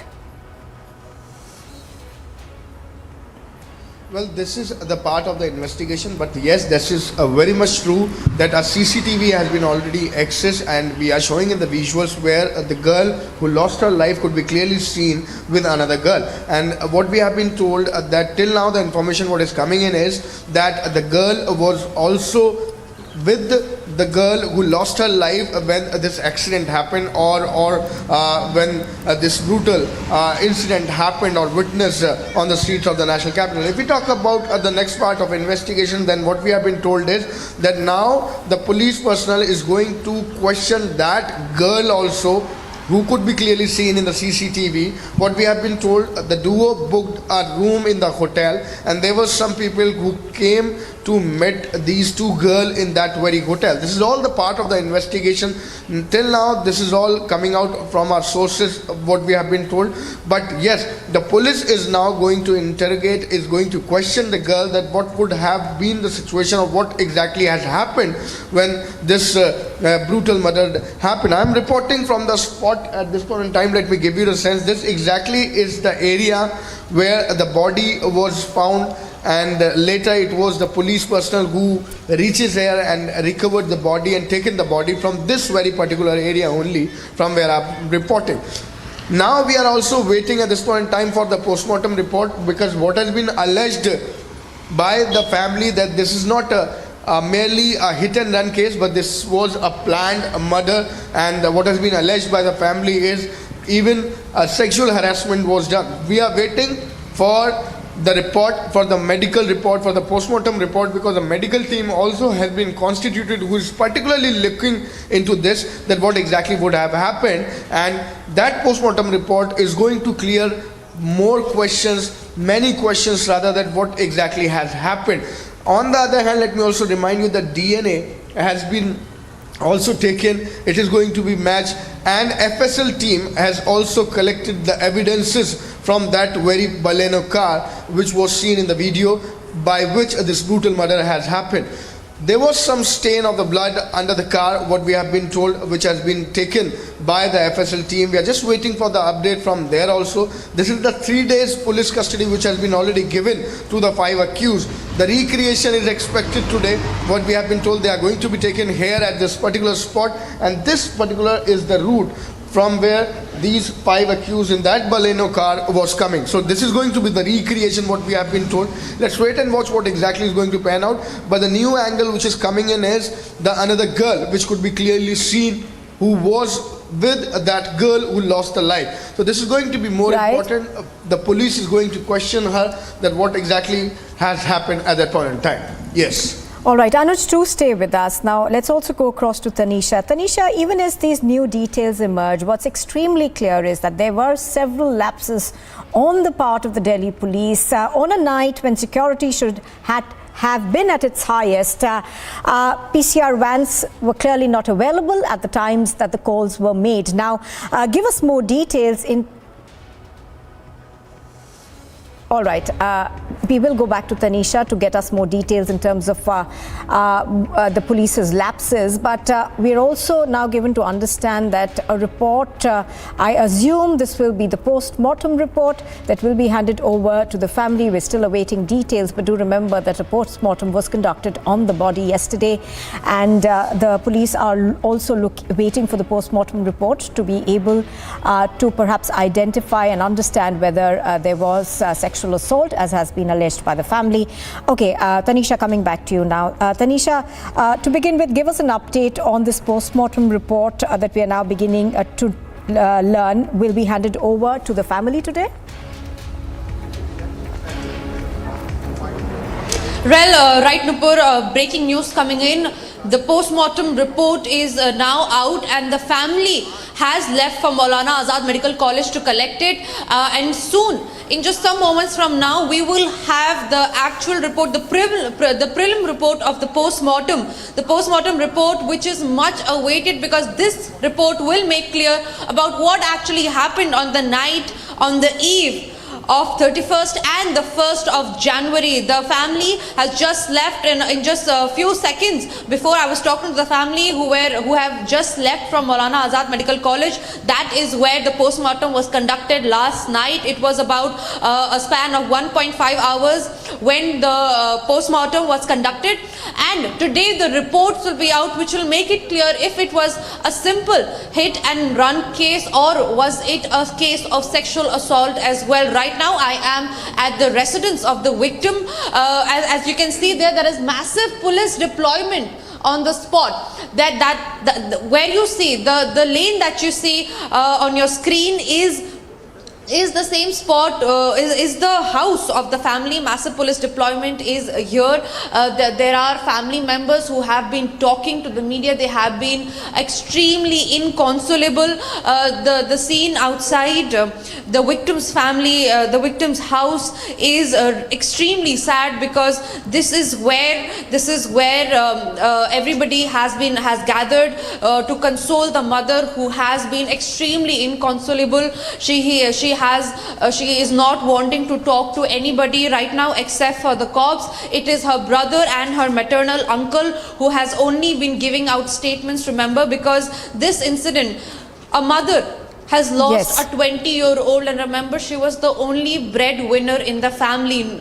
So clearly a very, very tragic incident where the family is inconsolable right now. They are not willing to speak to the media or even to anybody else. It is only the maternal uncle and the brother of the victim who are wanting to speak. When we talked to the brother about the other girl that was seen in the CCTV video, if they had any idea about her whereabouts, or if they have her number, they said that they were not aware if there was a friend of the victim called Nidhi. She might be a friend that was made during the time when she was working in the event, because remember, what we are getting to know right now is that both the victim and her friend were at a hotel. They had a quarrel, and the manager was the one of the hotel who had to calm them down.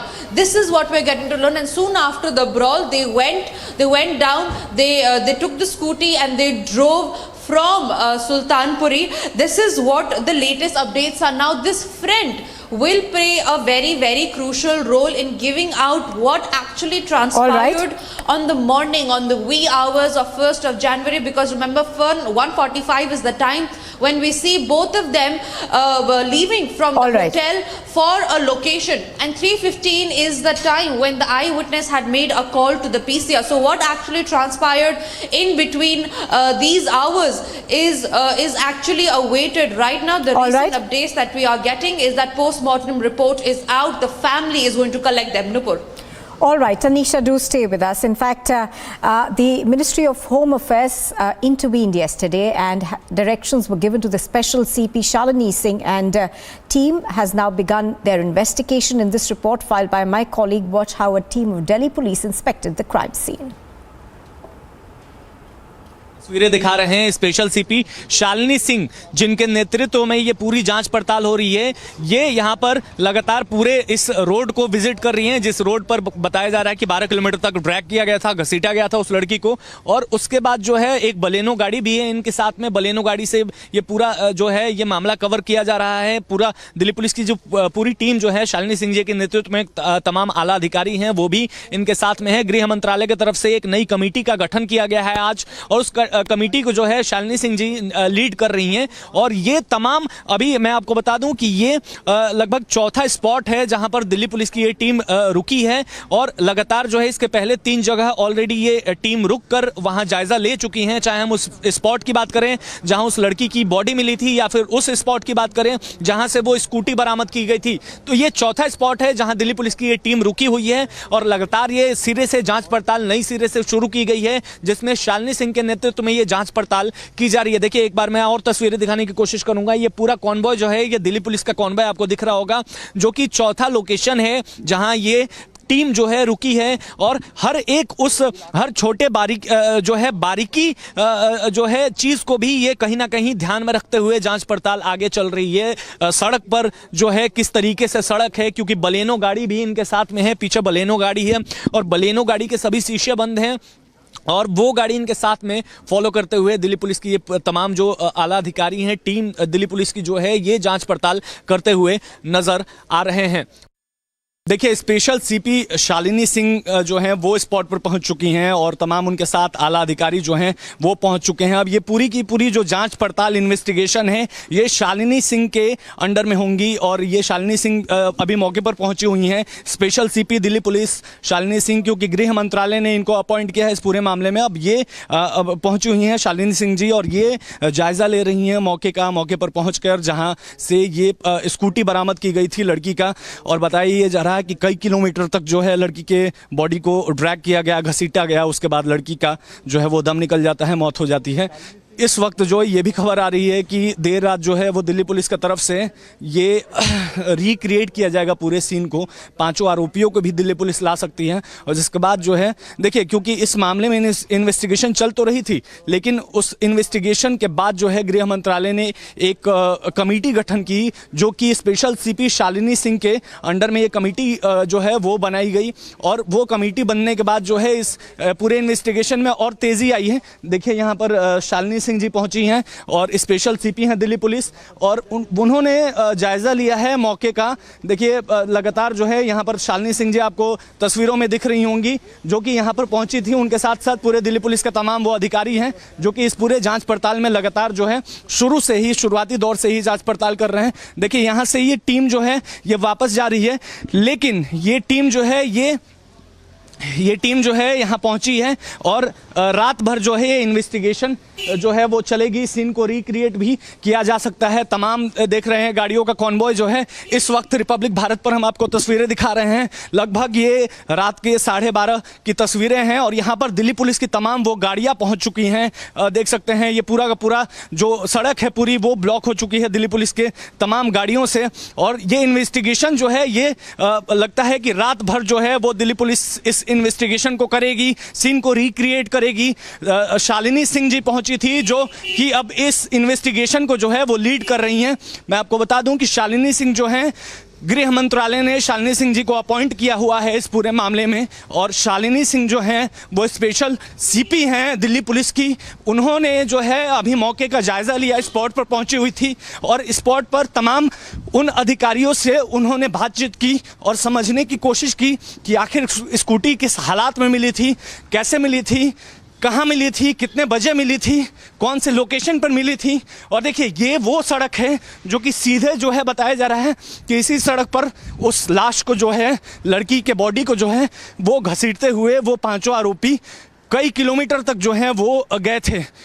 इस वक्त हम उसी spot पर मौजूद हैं जहां पर ये पूरा का पूरा इंसिडेंट हुआ था। देखिए हम आपको तस्वीरें दिखा रहे हैं। स्पेशल सीपी शालिनी सिंह जो हैं वो स्पॉट को विजिट करते हुए नजर आ रही हैं। इस पूरे सीन को जो है वो दिल्ली पुलिस की तरफ से रिक्रिएट करने की कोशिश की जा रही है और साथ ही साथ जायजा लिया जा रहा है, क्योंकि इन्वेस्टिगेशन जो है वो एक नए सिरे से शुरू कर दिया गया है।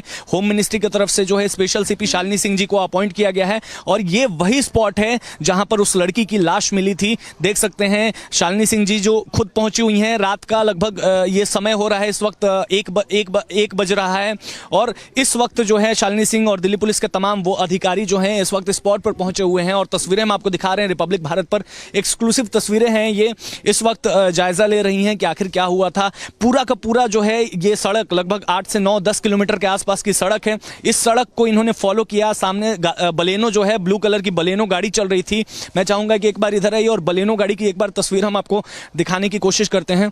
देखिए ये जो गाड़ी है सामने बलेनो आपको ब्लू कलर की दिख रही होगी। ये बलेनो गाड़ी जो है ये दिल्ली पुलिस के सबसे आगे चल रही थी। इसके पीछे दिल्ली पुलिस का पूरा कॉन्वॉय जो है वो चल रहा था और शालिनी सिंह जो है वो इसी बलेनो गाड़ी को फॉलो करते हुए आ रही थी। कहीं ना कहीं ये जानने की कोशिश की जा रही थी कि बलेनो गाड़ी अगर आती है तो क्या किस तरीके से आती है, क्योंकि आरोपियों ने लगातार यही कहा है दिल्ली पुलिस से कि उनको पता नहीं चला। देखिए मैं एक और चीज दिखाने की कोशिश करता हूं। देखिए इस वक्त बलेनो गाड़ी के शीशे बंद हैं, सभी शीशे बंद हैं। आरोपियों ने यह कहा था कि उनको पता नहीं चला क्योंकि शीशे जो हैं वो बंद थे, इस वजह से बाहर की आवाज अंदर नहीं की। हालांकि इस वक्त हम भी गाड़ी से ही आए हैं, हमारे गाड़ी के भी शीशे बंद थे, लेकिन बाहर जो भी हो रहा था वो हमें साफ हमारे कान में सुनाई दे रहा था। खटपट की आवाज जो है वो भी साफ तौर पर आ रही थी। तो ये बलेनो गाड़ी सबसे आगे चल रही थी, उसके पीछे जो है दिल्ली पुलिस का पूरा कॉन्वॉय जो है वो चल रहा था। शालिनी सिंह जी भी पहुंची हुई हैं इस वक्त स्पॉट पर और लगातार जो है वो पूरी जानकारी लेने की कोशिश कर रही हैं, क्योंकि अब इनके नेतृत्व में जो है आगे की जांच पड़ताल होगी और दिल्ली पुलिस के तमाम वो अधिकारी भी यहाँ पर हैं, वो उनको जानकारी देने की कोशिश कर रहे हैं कि ये वही स्पॉट है जहां पर उस लड़की की डेड बॉडी जो है वो पाई गई थी। Now, in fact, that's the latest that we are getting. New facts that have emerged this morning seem to suggest that there was a pillion rider with the 20-year-old who unfortunately lost her life on New Year's night, and also the fact that while going through the entire area, the Delhi police are trying to recreate the crime scene. Another update that's just come in, of course, is that the post-mortem report is the initial one, at least, is out, and that will now be handed over to the family. And here's a quick look also at what else is making news this morning. In a fresh CCTV tape that has been accessed by Republic TV, the victim can be seen with an accomplice. Now, a girl was with her at the time of the accident. This is according to reports that we are just getting. Now, she suffered injuries and fled from the spot, but the deceased got entangled with the undercarriage of the car and was dragged. Now, in the Delhi hit-and-run case, the police has recreated the crime scene once again. Delhi Chief Minister Arvind Kejriwal, along with Manish Sisodia, are also likely to meet the victim's family as new CCTV footage in the Delhi hit-and-run case has emerged. The Ministry of Home Affairs, under the direction of the Home Minister Amit Shah, has sought a detailed report from the Delhi Police Commissioner. Special Commissioner in the Delhi Police, Shalini Singh, has been asked to submit a detailed report to the MHA immediately. The post-mortem of the 20-year-old victim was conducted last evening. The post-mortem report is to be out today and it is likely to be handed over to the family soon. A family of 5 were killed in a 6-vehicle pile-up on the Trichy-Chennai National Highway in Tamil Nadu's Kadalur district. The vehicles in the pile-up were 2 private buses, 2 lorries and 2 cars. The deceased could not be identified. One intruder was shot down by the BSF at the Channa BOP at 8 this morning. The accused had crossed the border and was shot down by the 72nd Battalion of the BSF. Further search operations are underway. Prime Minister Modi will inaugurate and witness the entire inaugural session of the 108th Indian Science Congress through video conferencing. The theme of the event is Science and Technology for Sustainable Development with Women's Empowerment. 2 DMK functionaries harassed a female police personnel during a DMK public meeting in Virugamkam. After the police took action to arrest those individuals, DMK men stopped the police from arresting them. Meanwhile, no case has been registered so far. Congress MLA Sunil Saraf has been booked for performing a celebratory firing with a pistol on the occasion of a New Year's party. A video of the incident has gone viral on social media. In the video, a Bollywood song is being heard in the background and the MLA is seen firing with a revolver from the stage. The BJP has hit out at the Madhya Pradesh Congress MLA Sunil Sharma, who was seen allegedly firing a pistol in the air and dancing at a New Year's Eve function in Anuppur district.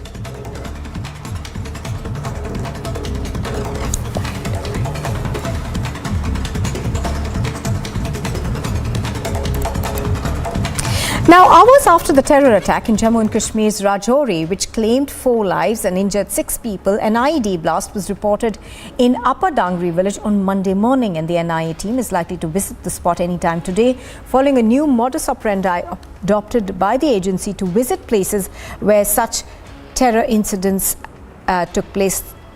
Now, yesterday, of course, there was a huge cordon and search operation that was conducted in this entire area after these 2 terror incidents were reported. Gursimran is joining us for the latest on this now.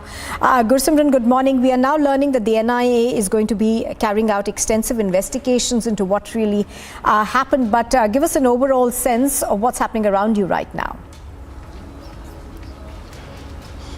See, these are the heart-wrenching visuals that are coming from the Dangri village of Rajouri, where 6 mortal remains are leaving from the Dangri village. 6 people, including the 2 minors who have been brutally killed by the terrorists, and they are now being taken to the crematorium for the final rites. This is really a heart-wrenching moment for a village where 6 mortal remains, 6 victims of the terror act, they are now being taken to the cremation ground. This is one of the deadliest attacks that the Rajouri district has seen in the recent past when it comes to the hinterland, that the terrorists have barged into their houses, checked their Aadhaar card and then killed the people from the Hindu community, and followed by an IED blast that was planted by the terrorists to carry out the maximum damage, in which 2 children, minor, lost their life and 8 others were critically injured. However, they are said to be stable now. Now the final rites are being performed and their mortal remains are being taken to the crematorium. Yes, the National Investigation Agency has been looped in for the investigation. The case, however, has not been handed over to the NIA by the directions of the MHA, but this is a parallel investigation that National Investigation Agency is conducting, and the people here, they are in grief, they are really in pain. What has transpired day before yesterday, followed by the IED blast yesterday that has taken place, and the people say that they want the government to ensure the safety and the security of the minority community living in Jammu and Kashmir, because in the recent past what has happened is that the minority community has become a victim to the Pakistani sponsored terrorism. Pakistan has always been in a bid to revive terrorism and also to ensure that the people from the minority community gets killed. So the people from this community, the minority community in Jammu and Kashmir, are on the target, and that's why the people here, they are saying that there should be justice. The senior politicians, including those from the Bharatiya Janata Party and the other parties, they too have arrived here for the cremation, for the final rites of those who have been brutally killed by the terrorists. This is one such act wherein we have seen that the people from the minority community have been killed. Joined by me is Ravinder Raina. Sir, minority community को निशाना बनाया गया, जिस तरह से आधार card check किए गए, अब लोग कह रहे हैं कि justice होना चाहिए.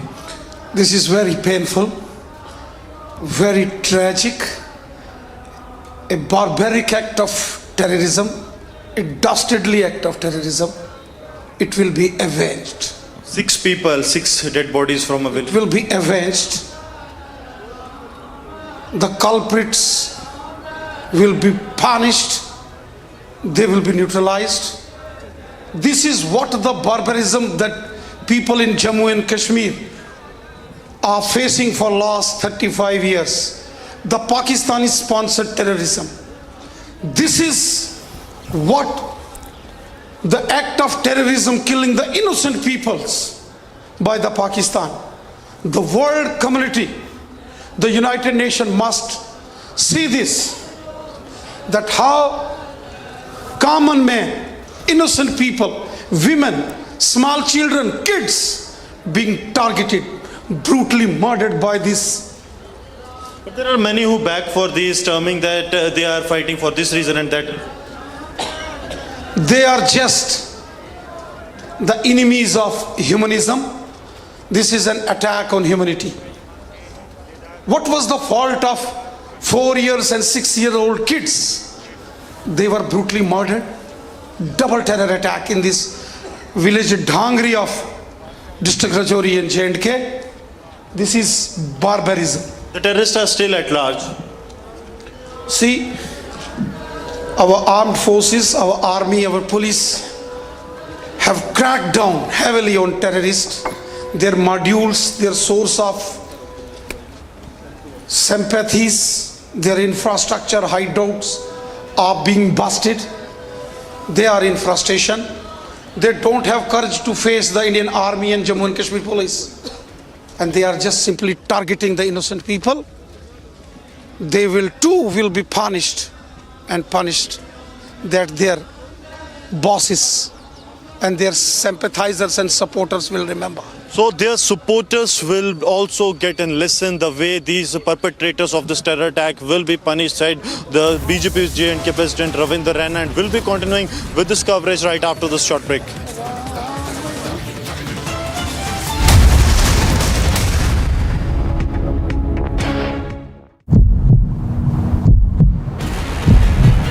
का एक इतना बड़ा धमाका हुआ है, उसी घर में धमाका जो है हुआ है, ये बच्चा जो है इसे भी यहाँ पर माइनर इंजरीज जो है वो यहाँ पर आई हैं। आप देखिए भारतीय सेना जो है वो यहाँ पे इंजर्ड्स को लेकर जा रही है। ये देखिए इंजर्ड्स को यहाँ पर लेकर जाया जा रहा है। 2 महिलाएं घायल हुई हैं और एक बच्चे को मामूली तौर पर चोटें जो हैं वो आई हैं। अब भारतीय सेना की एम्बुलेंस में डालकर जम्मू कश्मीर पुलिस के जवान जो है वो उन्हें यहाँ पर रेस्क्यू कर रहे हैं।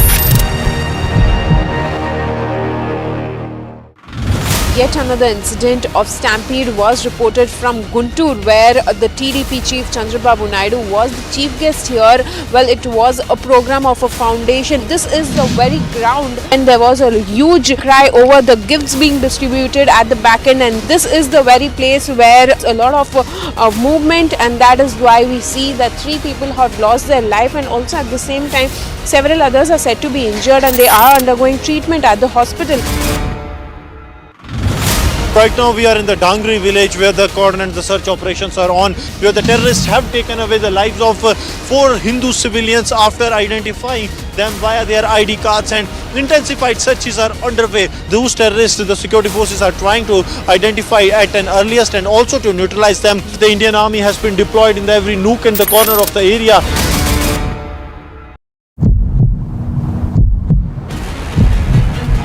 There is a huge crowd of people who have come and they are demanding justice for Anjali. They are saying that they are not convinced by the police theory. They feel that Anjali was actually assaulted and then brutally murdered. Again, dramatic visuals being seen.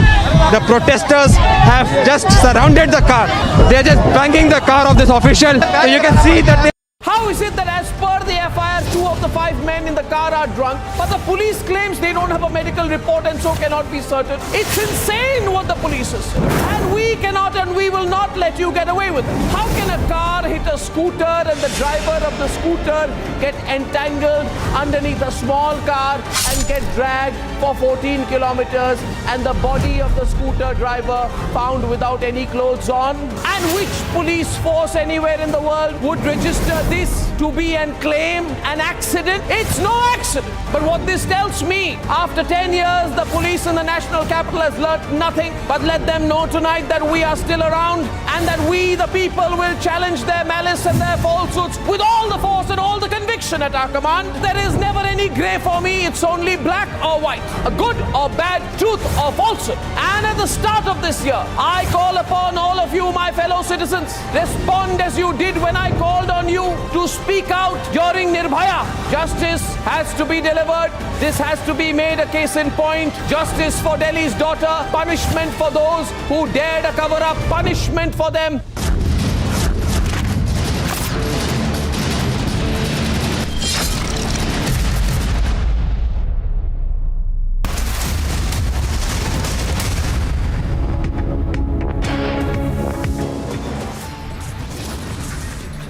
It's 10:30 and here are the headlines, viewers. Sensational twist in hit-and-run horror. Police say victim was not riding alone. After MHA intervention, Special CP begins the probe, crime scene recreated.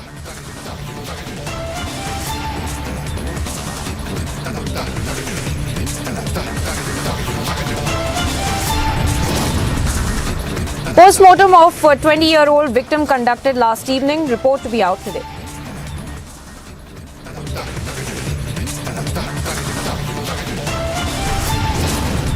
Seven killed in back-to-back terror attacks in Rajouri. NIA team to probe the massacre by Pakistani cowards.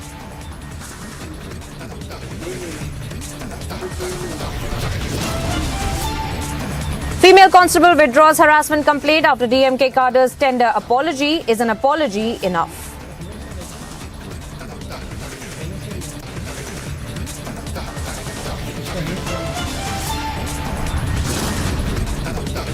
Rahul's aide seen opening fire at the birthday party. BJP hits out at the trigger. Happy cop.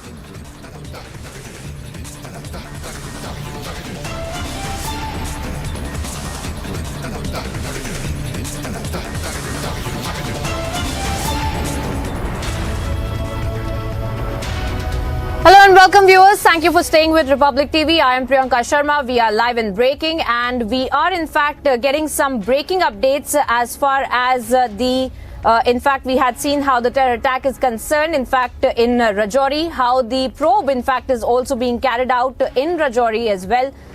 And we are getting you the latest updates as far as Rajouri is concerned. In fact, we are also cutting across to these visuals that we are getting from Rajouri.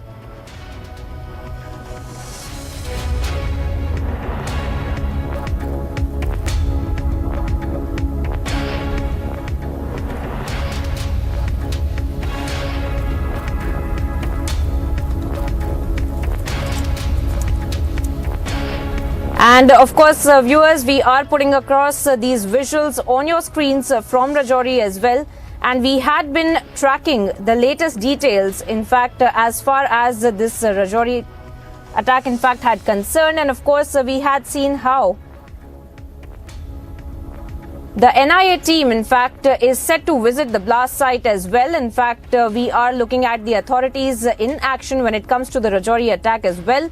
And we have been putting out for you the latest details as far as the investigation is also concerned. But we are, as of now, putting across the visuals from Rajouri, where we have been told in the latest that the NIA team will be reaching there as well.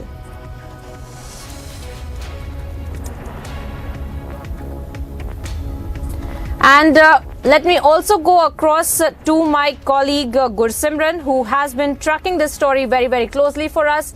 Gursimran, we were being told that the NIA team will be reaching there soon. It's over to you. Tell us more about what's really the update.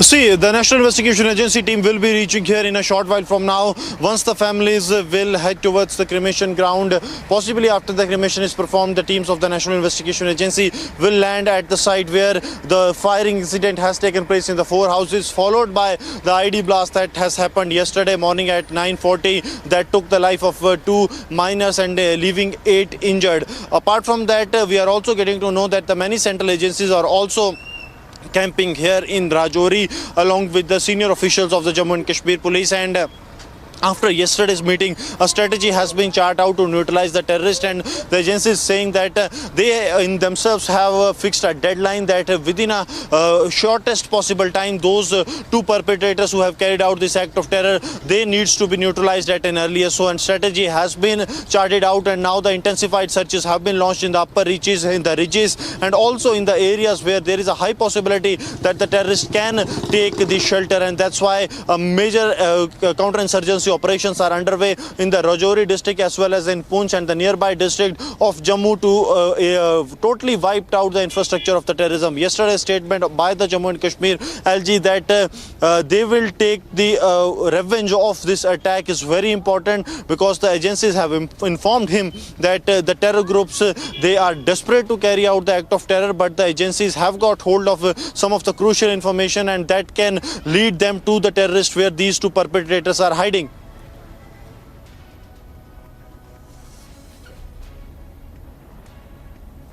All right, Gursimran there getting us the latest updates as far as the terror attack in Jammu and Kashmir's Rajouri is concerned. And of course, as Gursimran was also telling us the updates as far as the NIA team is concerned, that will be reaching at Rajouri as well. Till then, viewers, let us also play out various voices that we are getting on this very big story that we are tracking for you today. Let's listen into those and then we'll get you all the breaking updates. This is very painful, very tragic.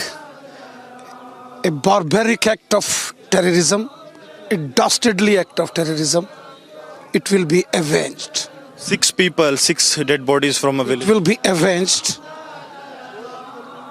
The culprits will be punished. They will be neutralized. This is what the barbarism that people in Jammu and Kashmir are facing for last 35 years. The Pakistani-sponsored terrorism. This is what the act of terrorism killing the innocent peoples by the Pakistan. The world community, the United Nations must see this, that how common men, innocent people, women, small children, kids, जब देश की सेवा का संकल्प जुड़ जाता है तो नतीजे भी अभूतपूर्व आते हैं। मुझे विश्वास है भारत की साइंटिफिक कम्युनिटी भारत को 21वीं सदी में वो मुकाम हासिल कराएगी जिसका वो हमेशा हकदार रहा है। मैं इस विश्वास की वजह भी आपको बताना चाहता हूं। आप भी जानते हैं कि ऑब्जर्वेशन साइंस का मूल आधार है। ऑब्जर्वेशन के जरिए आप साइंटिस्ट पैटर्न फॉलो करते हैं, फिर उन पैटर्न्स को एनालाइज करने के बाद किसी नतीजे पर पहुंचते हैं। इस दौरान एक साइंटिस्ट के लिए हर कदम पर डेटा जुटाना और उसे एनालाइज करना बहुत महत्वपूर्ण होता है। 21वीं सदी के आज के भारत में हमारे पास 2 चीजें बहुतायन में हैं। पहली डेटा और दूसरी टेक्नोलॉजी। इन दोनों में भारत के साइंस को नई बुलंदियों पर पहुंचाने की ताकत है। डेटा एनालिसिस की फील्ड तेज रफ्तार से आगे बढ़ रही है। ये इंफॉर्मेशन को इनसाइट में और एनालिसिस को एक्शनेबल नॉलेज में बदलने में मदद करती है। चाहे ट्रेडिशनल नॉलेज हो या मॉडर्न टेक्नोलॉजी, ये दोनों ही साइंटिफिक डिस्कवरी में मददगार होती है। और इसलिए हमें अपने साइंटिफिक प्रोसेसेस को और मजबूत बनाने के लिए अलग अलग टेक्निक्स के प्रति खोजी प्रवृत्ति को विकसित करना होगा। साथियों, आज का भारत जिस साइंटिफिक अप्रोच से आगे बढ़ रहा है, हम उसके नतीजे भी देख रहे हैं। साइंस के क्षेत्र में भारत तेजी से वर्ल्ड के टॉप कंट्रीज में शामिल हो रहा है। 2015 तक हम 130 देशों की ग्लोबल इनोवेशन इंडेक्स में 81 नंबर पर थे, लेकिन 2022 में हम छलांग लगा करके 40वें नंबर पर पहुंच गए हैं। आज भारत पीएचडीज के मामले में दुनिया में टॉप 3 देशों में है। आज भारत स्टार्टअप इकोसिस्टम के मामले में दुनिया के टॉप 3 देशों में है। साथियों, मुझे खुशी है कि इस बार इंडियन साइंस कांग्रेस की थीम भी एक ऐसा विषय है जिसकी दुनिया में सबसे ज्यादा चर्चा हो रही है। विश्व का भविष्य सस्टेनेबल डेवलपमेंट के साथ ही सुरक्षित है। आपने सस्टेनेबल डेवलपमेंट के विषय को विमेन एम्पावरमेंट के साथ जोड़ा है। मैं मानता हूं कि व्यावहारिक रूप से भी ये दोनों एक दूसरे से जुड़े हुए हैं। आज देश की सोच केवल ये नहीं है कि हम साइंस के जरिए विमेन एम्पावरमेंट करें, बल्कि हम विमेन की भागीदारी से साइंस का भी एम्पावरमेंट करें। साइंस और रिसर्च को नई गति दें, ये हमारा लक्ष्य है। अभी भारत को G20 समूह की अध्यक्षता की जिम्मेदारी मिली है। G20 के प्रमुख विषयों में भी विमेन लेड डेवलपमेंट एक बड़ी प्राथमिकता का विषय है।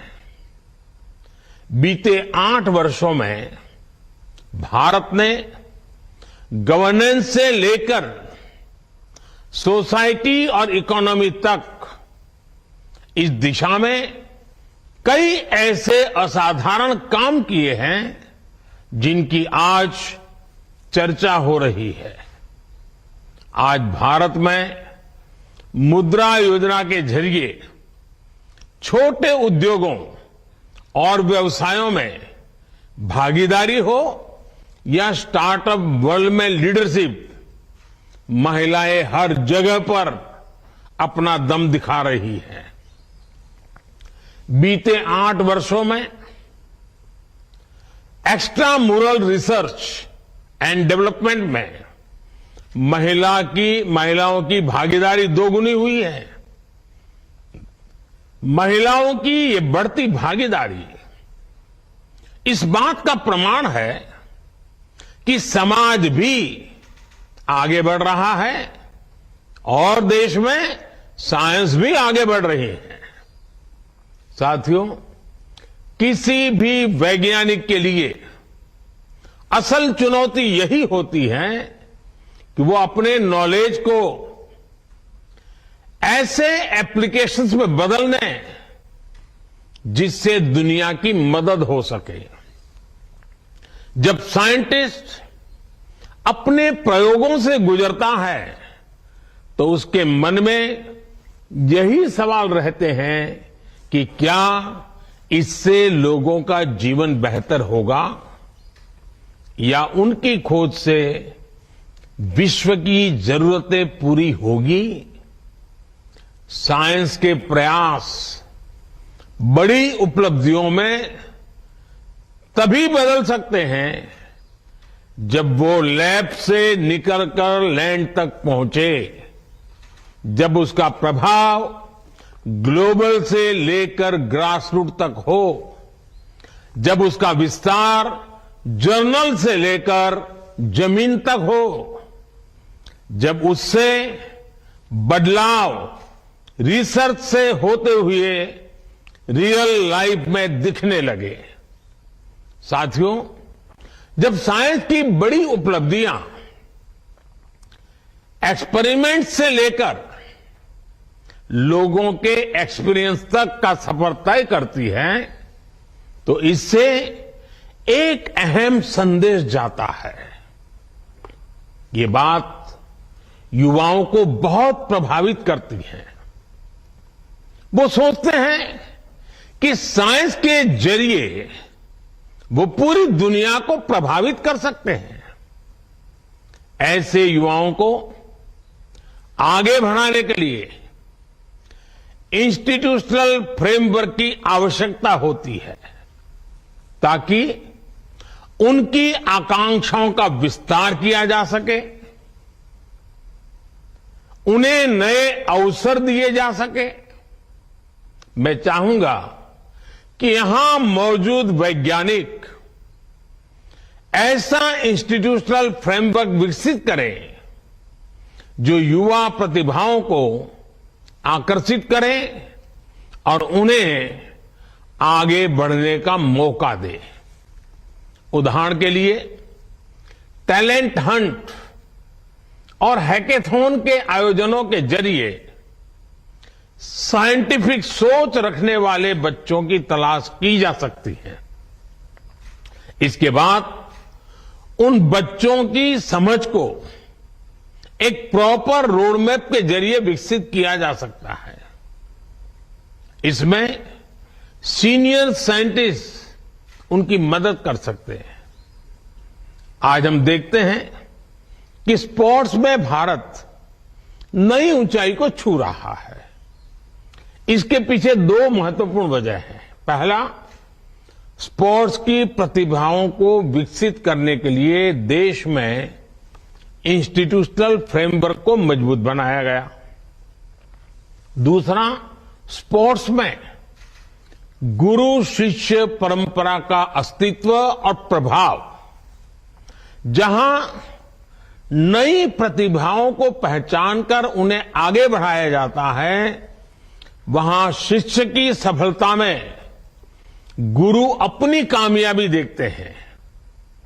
ये परंपरा साइंस के क्षेत्र में भी सफलता का मंत्र बन सकता है। साथियों, आज आपके सामने कुछ ऐसे विषय भी रखना चाहता हूं जो भारत की साइंस की दिशा तय करने में मददगार होंगे। भारत की आवश्यकता की पूर्ति के लिए भारत में साइंस का विकास, ये हमारे वैज्ञानिक समुदाय की मूल प्रेरणा होनी चाहिए। भारत में साइंस भारत को आत्मनिर्भर बनाने वाली होनी चाहिए। हमें यह भी ध्यान रखना है कि आज दुनिया की 17-18% मानव आबादी भारत में रहती है। ऐसे साइंटिफिक वर्क्स जिनसे भारत की जरूरतें पूरी होगी, उनसे विश्व की 17-18% मानवता को गति मिलेगी और इसका प्रभाव संपूर्ण मानवता पर पड़ेगा। इसलिए हम ऐसे विषयों पर काम करें जो आज पूरी मानवता के लिए जरूरी है। उदाहरण के लिए अगर हम एक विषय ले लें, एनर्जी। बढ़ते हुए भारत की एनर्जी नीड्स लगातार बढ़ने ही वाली है। ऐसे में भारत की साइंटिफिक कम्युनिटी अगर एनर्जी रिक्वायरमेंट से जुड़े इनोवेशंस करती हैं तो उससे देश का बहुत लाभ बड़ा होगा। खासकर हाइड्रोजन एनर्जी की अपार संभावनाओं के लिए देश नेशनल हाइड्रोजन मिशन पर काम कर रहा है। इसे सक्सेसफुल बनाने के लिए जरूरी है कि इलेक्ट्रोलाइजर जैसे विभिन्न एसेंशियल कंपोनेंट्स देश में ही बने। इस दिशा में अगर किन्हीं नए ऑप्शन की गुंजाइश है तो उस दिशा में भी रिसर्च हो। हमारे वैज्ञानिकों को और इंडस्ट्री को इसके लिए साथ मिलकर काम करना होगा। साथियों, आज हम एक ऐसे दौर में जी रहे हैं जब मानवता पर नई नई बीमारियों का संकट मंडरा रहा है। हमें नए वैक्सीन तैयार करने के लिए रिसर्च एंड डेवलपमेंट को बढ़ावा देना होगा। जैसे आज हम बाढ़ या भूकंप जैसी त्रासदियों से निपटने के लिए पहले से तैयार रहते हैं, उसी तरह हमें इंटीग्रेटेड डिसीज सर्वेलेंस के जरिए समय रहते बीमारियों की पहचान करनी होगी और उससे निपटने के उपाय करने होंगे। इस लक्ष्य को हासिल करने के लिए अलग अलग मंत्रालयों को मिलकर काम करना होगा। लाइफ यानी लाइफस्टाइल फॉर एनवायरमेंट, इसके बारे में भी आप सभी मेरे साथी भली भांति जानते हैं। हमारी साइंस कम्युनिटी इस दिशा में बड़ी मदद कर सकती है। साथियों, भारत के आह्वान पर संयुक्त राष्ट्र ने इस वर्ष यानी 2023 को इंटरनेशनल ईयर ऑफ मिलेट्स घोषित किया है। ये हर भारतवासी के लिए बहुत गौरव की बात है। भारत के मिलेट्स और उनके इस्तेमाल को ज्यादा बेहतर बनाने की दिशा में काम किया जा सकता है। वैज्ञानिक समुदाय द्वारा बायोटेक्नोलॉजी की मदद से पोस्ट हार्वेस्ट लॉस को कम करने की दिशा में प्रभावी कदम उठाए जा सकते हैं। साथियों, आज वेस्ट मैनेजमेंट के सेक्टर में भी वैज्ञानिक अनुसंधान की अपार संभावनाएं हैं। Municipal solid waste, electronic waste, biomedical waste, agricultural waste, ऐसे क्षेत्र हैं जिसका लगातार क्षेत्र का विस्तार हो रहा है।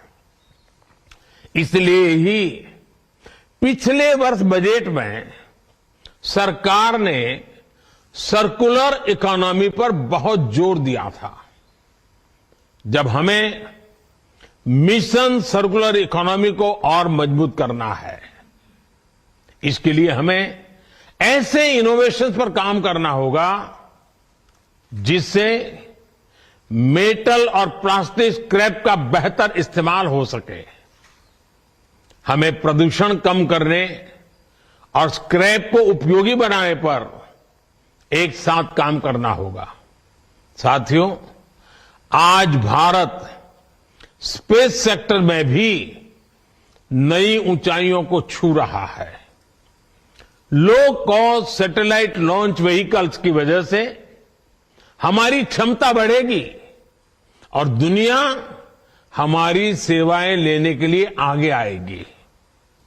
निजी कंपनियां और स्टार्टअप्स इन अवसरों का फायदा उठा सकते हैं। R&D लैब्स और एकेडमिक इंस्टीट्यूशन से जुड़कर स्टार्टअप्स को आगे बढ़ने का रास्ता मिल सकता है। ऐसे ही एक और विषय है क्वांटम कंप्यूटिंग का।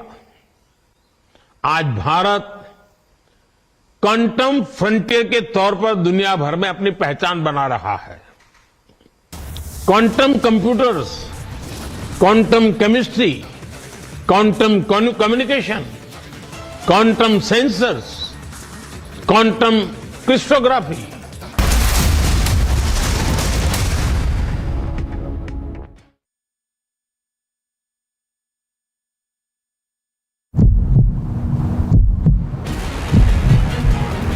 एलजी साहब इस्तीफा दो, हाथ में पोस्टर लेकर के लगातार आम आदमी पार्टी के कार्यकर्ता, नेता और तमाम लोग जो हैं वो यहाँ पर प्रदर्शन करते हुए नजर आ रहे हैं। लगातार पुलिस उनको रोकने की कोशिश कर रही है, एक बैरिकेड को तोड़ने की लगातार कोशिश की जा रही है। यहाँ से ड्रोन के माध्यम से इन तमाम लोगों की रिकॉर्डिंग भी की जा रही है। और यहाँ पर तस्वीरें देखिए, यहाँ पर जो है वाटर कैनन जो है वो शुरू हो चुका है। जो लोग हैं उनको कहीं ना कहीं हटाने की कोशिश की जा रही है।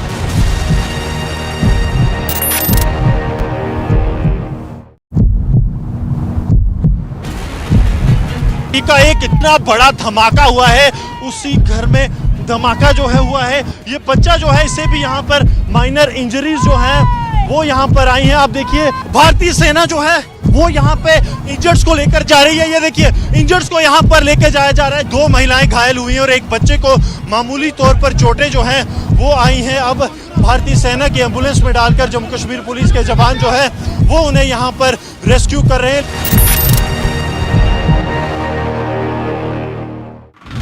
Yet another incident of stampede was reported from Guntur, where the TDP chief Chandrababu Naidu was the chief guest here. Well, it was a program of a foundation. This is the very ground, and there was a huge cry over the gifts being distributed at the back end, and this is the very place where a lot of movement, and that is why we see that 3 people have lost their life, and also at the same time several others are said to be injured and they are undergoing treatment at the hospital.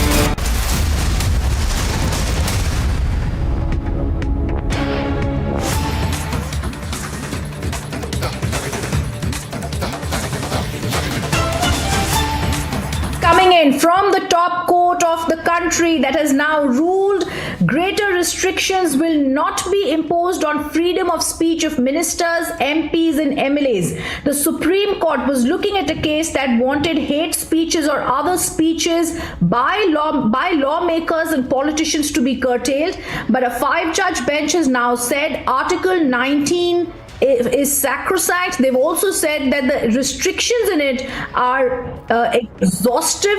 The details coming in as the 5-judge bench is on our screens, viewers. Today, a top court judgment coming that the greater restrictions will not be imposed on the freedom of speech of ministers, MPs, MLAs. The Supreme Court ruling very clear with what they had said earlier. The question they have to decide is whether restrictions can be imposed on public functionaries. A 5-judge bench was hearing the matter. There's a dissenting opinion by Justice Nagaratna, but all 5 of them, Justice Abdul Nazir, Justice B.R. Gawai, Justice Bopana, Justice Rama Subramanian, who has pronounced the order for the 4 judges, has also come out. The case was relating to a hate speech allegedly that had been made by UP Minister Azam Khan about a rape case, and he had subsequently apologized for his words when he said there was politicization of the rape.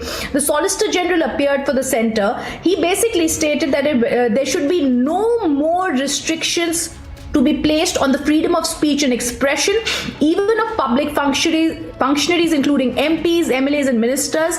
Earlier also this matter was heard, and now for the petitioners, they had stated that there should be a constitutional culture that should be there, that they should be speaking in minutes.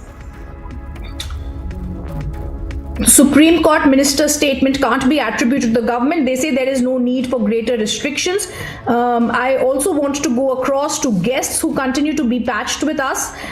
We have Karan Verma, author and political analyst, and we have Ashwini Dubey, advocate on record from the Supreme Court, joining us on this. If I can actually come across and go to you, Ashwini, a good judgment coming from the Supreme Court that has refused to say that we shall put more restrictions on the freedom that is there. Article 19(2) is exhaustive, and that's how this case should have actually progressed. Rhythm, for having me here. Rhythm, the question was that whether Article 19(2) relates to the power of a state to make laws imposing reasonable restrictions on the exercise of the right of freedom of his speech and expression in the interest of sovereignty, integrity of the country, public order, decency, morality, and that too, when a person having a constitutional post, does 92 become more applicable on him? The Supreme Court has now ruled that, look, the additional restrictions not found in Article 19(2) and henceforth cannot be imposed on the exercise of right to free speech under Article 19(1)(a) of anyone who is having the constitutional post or the dignitary or the minister or MP or MLA. So Supreme Court found that the ground mentioned in Article 19(2), as you rightly said, that for restricting free speech are exhaustive. While the court agreed that the fundamental right under Article 19(1)(a) can be exercised even against the instrumentalities other than the state, but it added that a statement made by the minister inconsistent with the rights of the citizens may not be actionable as a constitutional tort. But Justice Nagaratna has also pointed out that we live in a constitutional democracy. But at the same time, the Supreme Court does not say that if it is attributable to be any offense, then the subject to it will be the subject to the law of the land. But so far as the rights given under Article 19(1)(a) of the Constitution of India and vis-a-vis restriction imposed under Article 19(2), there is no restriction, there is no additional restriction vis-a-vis for making any statement which is permissible within the law, be it the common man and be it a minister or a constitutional authority. Over to you.